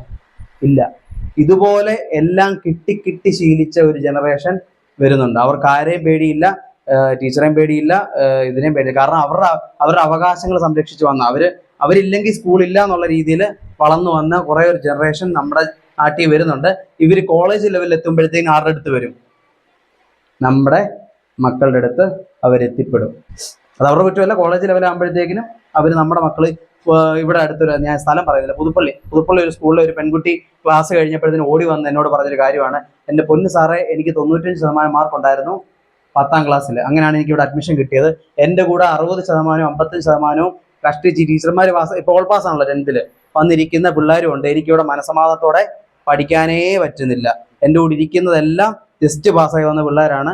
ഞാൻ വലിയ ആഗ്രഹത്തിൽ എനിക്ക് അലോട്ട്മെന്റ് കിട്ടി വന്നതാണ് ഇവിടെ. പക്ഷേ എൻ്റെ കൂടെ ഇരിക്കുന്നത് മൊത്തം ഡ്രഗ്സ് ഉപയോഗിക്കുന്ന, അത് ഉപയോഗിക്കുന്ന, ഇത് ഉപയോഗിക്കുന്ന, എല്ലാം കൊച്ചിലെ തൊട്ടേ ഇതുപോലെ ടീച്ചർമാർ കൊടുത്തും പേരൻസ് കൊടുത്തും ശീലിച്ചു വന്ന ഒരു ജനറേഷനാണ് എൻ്റെ കൂടെ മൊത്തം ഇരിക്കുന്നത്. അവരെന്നെ ഒരു കാരണവശാലും പഠിക്കാൻ സമ്മതിക്കുന്നില്ല എന്ന്. അപ്പോൾ ഇതുപോലെ കുട്ടികൾ കുറയുന്നത്, അല്ലെ മൈഗ്രേഷൻ സംഭവിക്കുന്നത് നമ്മുടെ മക്കളെയും ഫ്യൂച്ചറിൽ ഭയങ്കരമായിട്ട് ബാധിക്കും. അതുകൊണ്ട് ഈ നാട്ടിൽ ഈ പിള്ളേരെ നിലനിർത്തേണ്ടത് ഓരോ ആൾക്കാരുടെ, അല്ലെങ്കിൽ ഈ സാറ് തുടക്കം പറഞ്ഞ പോലെ അത് മറ്റാരുടെയെങ്കിലും ഒക്കെ കൈകളിലേക്ക് എത്തിപ്പെടാൻ സാധ്യതയുണ്ട് നമ്മുടെ കുട്ടികൾ. അതുകൊണ്ട് ഇത്തരത്തിലുള്ള SNDP യോഗങ്ങൾ, ശാഖകൾ, മൈക്രോ ഫൈനാൻസ് ഇപ്പം ഇതുപോലെ ക്ലാസ് സംഘടിപ്പിച്ച പോലെ ഇവർ ക്ലാസ് നിർത്തരുതെന്ന് പറയുന്നത്. ഇപ്പം ഞാനൊരു സാറ് പറഞ്ഞൊരു ക്യാമ്പ് ഉണ്ടെന്ന് പറഞ്ഞു കുട്ടികൾക്കുള്ള, അതുപോലെയുള്ള കാര്യങ്ങൾ കൂടെ. കാരണം എനിക്ക് ഏറ്റവും കൂടുതൽ പ്രതീക്ഷയുള്ള ഒരു പ്രസ്ഥാനം SNDP ആയതുകൊണ്ട് ഞാൻ പറയാം. പക്ഷെ നിലവിൽ ഞാൻ കണ്ടേക്കുന്നത് SNDP, ഞാൻ കോന്നി ഭാഗത്തൊക്കെ പോയപ്പോഴത്തേന് SNDP യൂണിയനാണ് അത്യാവശ്യം ഇങ്ങനൊരു ക്ലാസ് കഴിഞ്ഞാൽ ഉടനെ കുട്ടികളെ വെച്ചുകൊണ്ടൊരു ക്യാമ്പ് കാര്യങ്ങൾ, ചർച്ചകൾ, എല്ലാത്തിനും അവരെ പങ്കെടുപ്പിക്കാനായിട്ടുള്ള കാര്യങ്ങൾ, നീക്കുപോക്കൊക്കെ ഉണ്ടാക്കുന്നുണ്ട്. അപ്പം അത്തരത്തിലൊരു ആക്ഷൻ കൂടെ നിങ്ങൾ ഈ ഒരു സെഷൻ കഴിയുമ്പോൾ എടുക്കുമെന്ന്, ഇതൊരു ക്ലാസ്സിൽ തീരാതെ നമ്മുടെ മക്കളെ നമ്മുടെ നാട്ടിൽ തന്നെ നിർത്തേണ്ടതിൻ്റെ ഒരു ആവശ്യം, അവർ പോയി കഴിഞ്ഞാൽ നമ്മളെ അത് അഫക്റ്റ് ചെയ്യും എന്നുള്ളത് തിരിച്ചറിയണം. നമ്മുടെ അയൽപക്കത്തെ ഉള്ള ആൾക്കാർ നന്നായിട്ടിരുന്ന അതിന്റെ ഗുണം നമുക്ക് ഉണ്ടാവുമോ? ഉണ്ടാകും.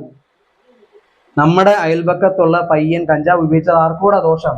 നമുക്കൂടെ ദോഷം. കാരണം അവൻ നശിച്ചു പോട്ടെ എന്ന് പറഞ്ഞാൽ അവനല്ലേ എന്ന് പറഞ്ഞാൽ അല്ല, നമ്മുടെ വീട്ടിൽ പെങ്കൊച്ചുണ്ടെങ്കിൽ അത് ആർക്കും കൂടെ ദോഷമാ. നമുക്കൂടെ ദോഷം, നമ്മുടെ കുടുംബത്തിനും കൂടെ ദോഷമാണ്. നമ്മുടെ അയൽപക്കക്കാർ നന്നായിട്ട് അവർക്ക് പൈസ ഉണ്ടെങ്കിൽ, അവർ ഐശ്വര്യമായിട്ട് ഇരിക്കുന്നുണ്ടെങ്കിൽ അതിന്റെ ഗുണം ആർക്കും കൂടെ വരും, നമുക്കൂടെ വരും. ഇപ്പോഴത്തേന് അങ്ങനെ ഒരു ജനറേഷനിലേക്ക്, അങ്ങനെ ഒരു കാലത്തിലേക്ക് മാറിക്കൊണ്ടിരിക്കുക.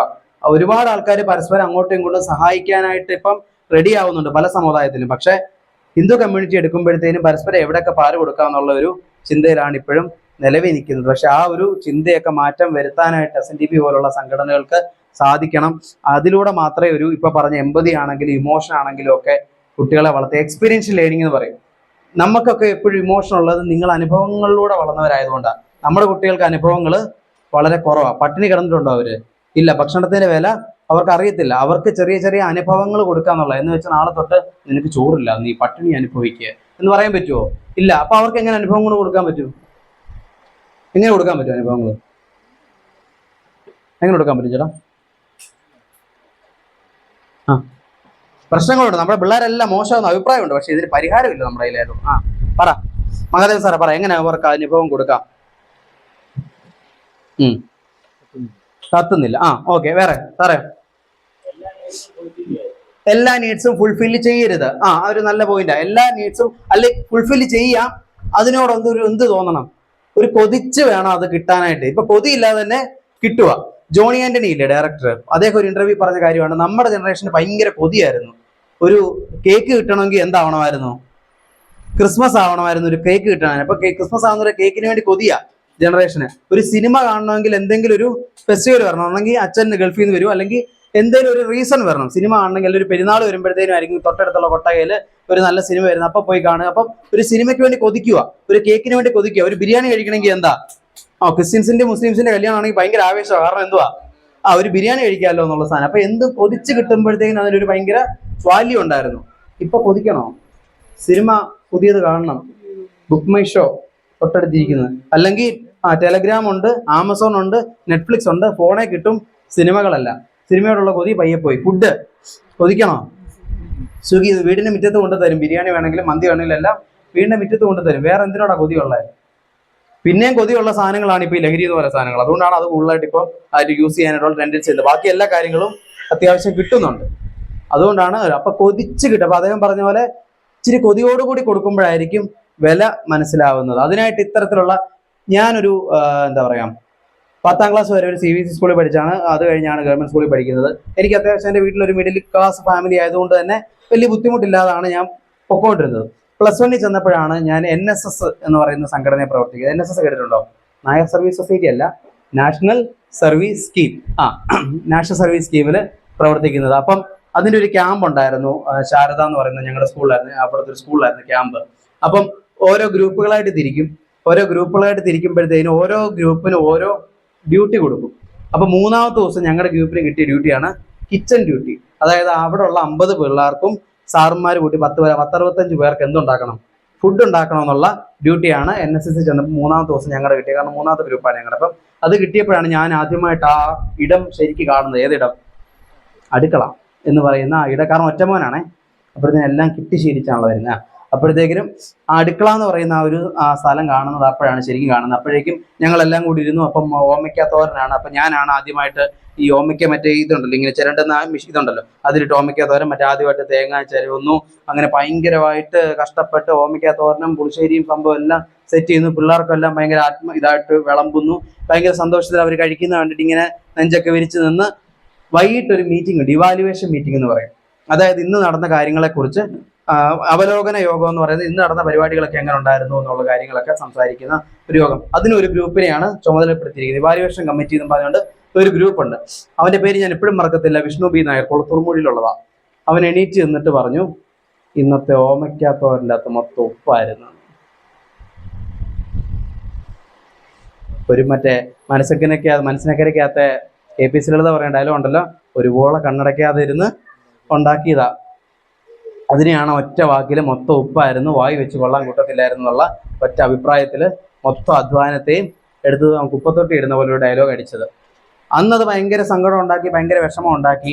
അതിനുശേഷം ഉള്ള ഗുണം എന്നാന്ന് വെച്ച് കഴിഞ്ഞാൽ, ആ ക്യാമ്പ് കഴിഞ്ഞ് വീട്ടിൽ വെച്ച് അമ്മ എന്നെ ഉണ്ടാക്കി തന്നാലും ഭയങ്കര രുചിയാ.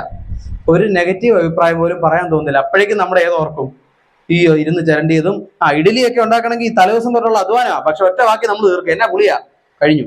അപ്പം അന്ന് കിട്ടിയ ആ ഒരു അടി, ആ ഒരു അനുഭവം കൊണ്ടാണ് ഏത് സാധനം കഴിച്ചാലും ഏത് സാധനം കിട്ടിയാലും എന്താ ഭയങ്കര ടേസ്റ്റ്. അമ്മ ഉണ്ടാക്കി തരുന്നതിനൊരു കുറ്റവും നമുക്ക് ഫേസ് ചെയ്യത്തില്ല. അതെന്തുകൊണ്ടാ?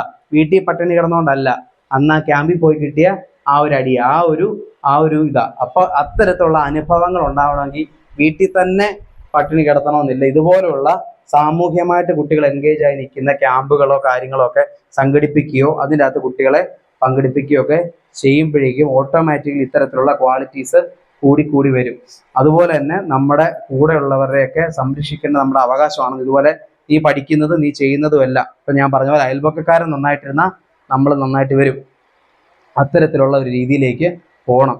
ഒരു സ്കൂള് പൂട്ടി കഴിഞ്ഞു കഴിഞ്ഞാൽ സ്കൂളിൽ ടീച്ചർമാരുടെ ജോലി മാത്രമല്ല പോകുന്നത്, അവിടെയുള്ള ഓട്ടോക്കാർ ഒരുപാട് പേരെ ബാധിക്കുന്നുണ്ട്. ഇപ്പം നമ്മുടെ കോട്ടയം ജില്ലയിൽ തന്നെ നോക്കിക്കഴിഞ്ഞാൽ രാത്രി 8:30 കഴിഞ്ഞ് കഴിഞ്ഞാൽ ഇവിടെങ്ങും കോട്ടയം ടൗണിൽ ആരും ഇല്ല. നല്ലൊരു സിനിമ വന്നാൽ അത്ര ആ തട്ടുകടക്കാർക്ക് പോലും കച്ചവടം, ഇവിടെ എന്ത് കച്ചവടക്കാരൊക്കെ ഉണ്ട് ഇതിൻ്റെ അകത്ത്, ചെറുകിട കച്ചവടക്കാർ ഒരുപാട് സ്ട്രഗിൾ ചെയ്യുന്നുണ്ടല്ലോ. ഇപ്പോൾ ഈ ഓൺലൈൻ സംഭവമൊക്കെ വന്നതിന് ശേഷം ഒരുപാട് സ്ട്രഗിൾ ചെയ്യുന്നുണ്ട്. അപ്പോൾ പരസ്പരം അങ്ങോട്ടും ഇങ്ങോട്ടും പരസ്പരം സഹായിച്ച് മാത്രമേ ഇനി ഒരു പുതിയ ജനറേഷനെ വാർത്തെടുക്കാനും പറ്റൂ. അതുകൊണ്ട് അവരുടെ വൈബിനനുസരിച്ച് അവരുടെ ഒപ്പം നിൽക്കണം എന്നുള്ളൊരു അപേക്ഷയാണുള്ളത്. അതിനായിട്ട് ഇത്തരത്തിലുള്ള മാതാപിതാക്കളും കുട്ടികളും അടങ്ങുന്ന ക്യാമ്പുകളോ അല്ലെങ്കിൽ കുട്ടികൾക്ക് മാത്രമായിട്ടുള്ള ക്യാമ്പുകളോ ഒക്കെ കാര്യങ്ങളൊക്കെ സെറ്റ് ചെയ്യണം. അവർക്ക് നാട്ടിൽ നിന്നുകൊണ്ട് തന്നെ തൊഴിൽ ചെയ്ത് ജീവിക്കാനുള്ള വരുമാനം ഒരുക്കാനായിട്ട് ഇപ്പം ഞാൻ പറഞ്ഞ കാത്തലിക് സഭകളൊക്കെ അതിനായിട്ട് അവർക്ക് സ്റ്റാർട്ടപ്പിനായിട്ടൊക്കെ സപ്പോർട്ട് ചെയ്ത് തുടങ്ങിയിട്ടുണ്ട്. പിള്ളേർക്ക് നാട്ടിൽ നിർത്താനായിട്ട് തന്നെ അവർക്ക് കച്ചവടം ചെയ്യാനും അവർക്ക് പുതിയ ബിസിനസ് ഐഡിയാസ് കൊടുക്കുന്ന ഒരുപാട് ക്യാമ്പുകളും കാര്യങ്ങളും അവർ ചെയ്യുന്നുണ്ട്. അതുപോലെ SNDPയുടെ ഭാഗത്തു നിന്നും ഈ നമ്മുടെ പിള്ളേരെ നമ്മുടെ നാട്ടിൽ തന്നെ നിർത്താനുള്ള എന്തെങ്കിലും കാര്യങ്ങൾ, പിന്നെ അതിരിക്കുന്ന മിക്കവാറും പിള്ളേർ പുറത്ത് പോകാനിരിക്കുന്നവരുണ്ടായിരിക്കും, പുറത്ത് പോയവരുണ്ടായിരിക്കും. അവരൊക്കെയല്ല ഇനി വരുന്ന ജനറേഷനെങ്കിലും നമ്മുടെ നാട്ടിൽ പിടിച്ച് നിർത്തിയില്ലെങ്കിൽ ഞാൻ ആദ്യം ഇട്ട സ്ലൈഡ് പോലെ വൃദ്ധസാധനമാകും. അല്ലെങ്കിൽ നാട്ടിൽ നിൽക്കുന്ന പിള്ളേർക്ക് ഭയങ്കര നെഗറ്റിവിറ്റി കൂടും, അക്രമങ്ങളും കാര്യങ്ങളും എല്ലാം വളരെയധികം ഫേസ് ചെയ്യേണ്ടി വരും. അതുകൊണ്ട് നമ്മുടെ കുട്ടികളെ നാട്ടിൽ തന്നെ നിർത്തി അവർക്ക് നല്ല വരുമാനം. ഞാൻ MSW ആണ് പഠിച്ചത്. MSW പഠിക്കുമ്പോൾ എല്ലാവരും എന്നോട് ചോദിക്കുന്ന ചോദ്യമുണ്ട്, വിദേശത്ത് നല്ല സ്കോപ്പാണ്, ഇവിടെ നിന്ന് കഴിഞ്ഞാൽ സർക്കാർ സർവീസിൽ കയറി കഴിഞ്ഞാൽ 18,500 24,500 രൂപയൊക്കെ സാലറിയുള്ളൂ. എല്ലാവരും സർക്കാർ സംവിധാനമാണ് നോക്കുന്നത്. ആരും സ്വന്തമായിട്ടൊന്നും ചെയ്യാനായിട്ടുള്ള ഒരു സപ്പോർട്ടേ കൊടുക്കുന്നില്ല. ഒന്നെങ്കിൽ വിദേശത്ത് പോവുക, അല്ലെങ്കിൽ സർക്കാർ ജോലി ചെയ്യുക. ആ ഒരു രീതി മാത്രമാണ്. അല്ലാതെ ഇവിടെ ഒരുപാട് ചാൻസ് ഉണ്ടെന്നേ. ഞാൻ വർക്ക് ചെയ്യുന്ന സാറിനെ വിളിച്ച് ഹഗ് ഇന്റർനാഷണലാണ് ഞാൻ വർക്ക് ചെയ്യുന്നത്. അവിടെ സാലറി ബേസ്ഡ് അല്ല എനിക്ക് സാലറി, മാസം കൃത്യശമ്പളം അല്ല. എത്ര ജോലി ചെയ്യുന്നോ അതിനനുസരിച്ചുള്ള സാലറി. ഈ മാസം കുറെ കൂടെ സാലറി വേണമെന്ന് ആവശ്യമുണ്ടെങ്കിൽ എന്ത് ചെയ്താൽ മതി, അത്രത്തിനും കൂടെ പണിയെടുത്താൽ മതി. ഇതുപോലെ ക്ലാസ്സുകൾക്കും കാര്യങ്ങൾക്കും എനിക്ക് പോകാനുണ്ട്. ഇന്ന് ഇവിടുന്ന് ഒരു ചെറിയ വരുമാനം എനിക്ക് കിട്ടും. അപ്പം അവിടെ വർക്ക് ചെയ്തുകൊണ്ട് തന്നെ ഞാൻ ഇവിടെ ഇത്തരത്തിലുള്ള സ്കൂളുകളിൽ ക്ലാസ് എടുക്കുന്നുണ്ട്, കോളേജ് ക്ലാസ് എടുക്കുന്നുണ്ട്, ഇങ്ങനെ ചെയ്യുന്നുണ്ട്. അവിടുത്തെ വർക്കും ചെയ്യുന്നുണ്ട്. ഞാനൊരു മാസം ഞാൻ നാട്ടിൽ നിന്നുകൊണ്ട് ഇപ്പം എനിക്ക് 27 വയസ്സാണ്. മാസം ഒരു 50,000 രൂപ എനിക്ക് മാസം ഒപ്പിക്കാനുള്ളൊരു വഴി എനിക്കുണ്ട്, നാട്ടിലുണ്ട്. അതിൻ്റെ ഒരു ആഗ്രഹമാണ്. കാരണം ഞാൻ ഒറ്റ മോനാണ്.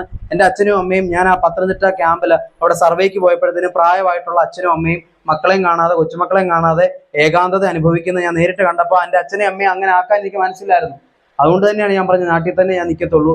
MSW കഴിഞ്ഞാലും എന്നാ കഴിഞ്ഞാലും എനിക്കെൻ്റെ നാട്ടിൽ തന്നെ നിന്ന് ജോലി ചെയ്യണം. ഇപ്പോൾ രാത്രി ഞാൻ 12 മണി വരെ ഇച്ചിരി ഉറക്കളച്ചിട്ടാണ് വരുന്നത്. കാരണം എന്താണെന്ന് വെച്ചാൽ ഞങ്ങളുടെ നാട്ടിൽ ഏപ്രിൽ 27-ന് മേടപ്പൂരമാണ്, അതിൻ്റെ കാവടി ഉണ്ടാക്കുക. ബാക്കിയുള്ളവരും ഇത് വീഡിയോ കോൾ വഴി ഇന്ന് കാണുമോ, വിശ്വ കാവടി എവിടം വരെ ആയടാ, എന്ത് ചെയ്യടാ, എന്തായടാ. ഞാനിവിടെ നാട്ടിൽ നിന്ന് തന്നെ ഈ വൈബ് ഉണ്ടാക്കാൻ പറ്റുമെന്നേ. അതിനുള്ള അവസരം ഉണ്ടാക്കി കൊടുക്കാനായിട്ട് ഇത്തരത്തിലുള്ള സംഘടനകൾ ശ്രമിക്കുകയാണ്. ഇനിയുള്ള കാലത്ത് നമുക്ക് വേണ്ടി അപ്പോൾ ഈ ലഹരിയൊക്കെ ഓട്ടോമാറ്റിക്കലി മാറിക്കോളും. അങ്ങനെ വരുമ്പോൾ ഈ ലഹരിയും കാര്യങ്ങളൊക്കെ ഓട്ടോമാറ്റിക് നമ്മൾ ഈ ലഹരി ബോധവൽക്കരണം മാത്രം നടത്തി കഴിഞ്ഞാൽ ഏറ്റവും കൂടുതൽ ലഹരി ബോധവൽക്കരണത്തിന് ക്ലാസ് കൂടി കഴിഞ്ഞാൽ ഏറ്റവും കൂടുതൽ ലഹരി ഉപയോഗിക്കാൻ തുടങ്ങി. 2022 തൊട്ട് ഞാൻ ലഹരി വിമുക്തത്തിന്റെ ക്ലാസ്സുകളിൽ പോകാറുണ്ട്, സർക്കാർ പ്രോജക്റ്റ് ആയിട്ട്. ഇതുവരെ ഒരു കുറവും ആര് ക്ലാസ് എടുത്തിട്ട് ലഹരിക്ക് മാറിയിട്ടില്ല. അതല്ലാതെ എന്ത് ചെയ്യാൻ പറ്റുമോ എന്നുള്ളൊരു ഓപ്ഷൻ പിള്ളേർ കാണിച്ചു കൊടുക്കുക, എന്നാലേ മാറത്തുള്ളൂ.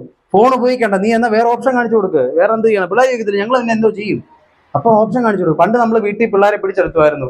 കയറാ മറ്റേ വീട്ടിൽ കയറാ, മറ്റേ സ്കൂൾ വിടുമ്പോ തൊട്ട് കളിക്കാൻ ഇറങ്ങിക്കോളൂ എന്ന് പറഞ്ഞാൽ കയറ്റി ഇരുത്തുമായിരുന്നു. ഇപ്പം ഒന്ന് നീ പുറത്തോട്ട് ഇറങ്ങണം, 4 മനുഷ്യരൊന്നും കാണാ, നീ എപ്പോഴും ഈ വീട്ടിനകത്ത് തന്നെ കുത്തിയിരിക്കാതെ എന്നുള്ള സിറ്റുവേഷനാണ്. അപ്പൊ അവരുടെ വൈബിന് ചേരുന്ന കാര്യങ്ങളൊക്കെ നമ്മുടെ ഈ സംഘടനയുടെ ഉള്ളിലും വരുത്തണം. അവരെ കൂടെ ആകർഷിക്കുന്ന തരത്തിലുള്ള എന്തെങ്കിലും പ്രോഗ്രാംസ് ഒക്കെ കണ്ടക്ട് ചെയ്യണം. അപ്പൊ അവർ തന്നെ അവർക്ക് അനുഭവം കിട്ടുമ്പോഴത്തേനും അവർ തന്നെ ചേഞ്ചസ് ഉണ്ടാവും. നമ്മുടെ സംഘടനയോടൊരു ഒരു കമ്മിറ്റ്മെന്റ് ഉണ്ടായി, അല്ലെങ്കിൽ ഒരു വികാരമാക്കി മാറ്റുന്ന തരത്തിലുള്ള ജനറേഷൻ വരും. അല്ലാതെ ഇപ്പോഴത്തെ നിലവിലുള്ള കമ്മിറ്റ്മെന്റ് ഇല്ലാത്ത തലമുറയല്ലാതെ ഒരു കമ്മിറ്റ്മെന്റ് ഉള്ള തലമുറയെ വാർത്തെടുക്കാനായിട്ട് സാധിക്കും. ഈ ഒരു ഒന്നര മണിക്കൂർ ഏകദേശം ആയി. ഇത്രയും ചൂടത്തും ഇത്രയും ക്ഷമയോടുകൂടി നല്ല ഡിസ്കഷൻ ആയിരുന്നു. നിങ്ങൾ ഇങ്ങോട്ട് സംസാരിച്ചു, ഞാൻ അങ്ങോട്ട് മാത്രമല്ല. ഏകദേശം ബോറടിപ്പിക്കാതെ കുറെ ആശയങ്ങൾ പങ്കുവയ്ക്കാൻ സാധിച്ചു എന്നാണ് എൻ്റെ വിശ്വാസം. ആണോ? ആണ്. ഓക്കെ. അപ്പം എന്നെക്കാളും ഒരുപാട് അനുഭവ സമ്പത്തുള്ള ആൾക്കാരാണ് ഇരിക്കുന്നത്. അപ്പം ഇതൊന്ന് ചിന്തിക്കുക, ഇത് ആക്ഷൻ ആക്കുക. ഞാൻ ഏറെ പ്രതീക്ഷയോടുകൂടിയാണ് ഈ ക്ലാസ്സിൽ വന്നിരിക്കുന്നത്. അതിന് എന്തെങ്കിലും ഒരു ആക്ഷൻ നമ്മുടെ കുട്ടികൾക്കായിട്ട്, നമ്മുടെ അടുത്ത തലമുറയ്ക്കായിട്ട് ഉണ്ടാകും എന്ന് വിശ്വസിച്ചുകൊണ്ട് സന്തോഷത്തോടെ നിർത്തുന്നു. നന്ദി, നമസ്കാരം.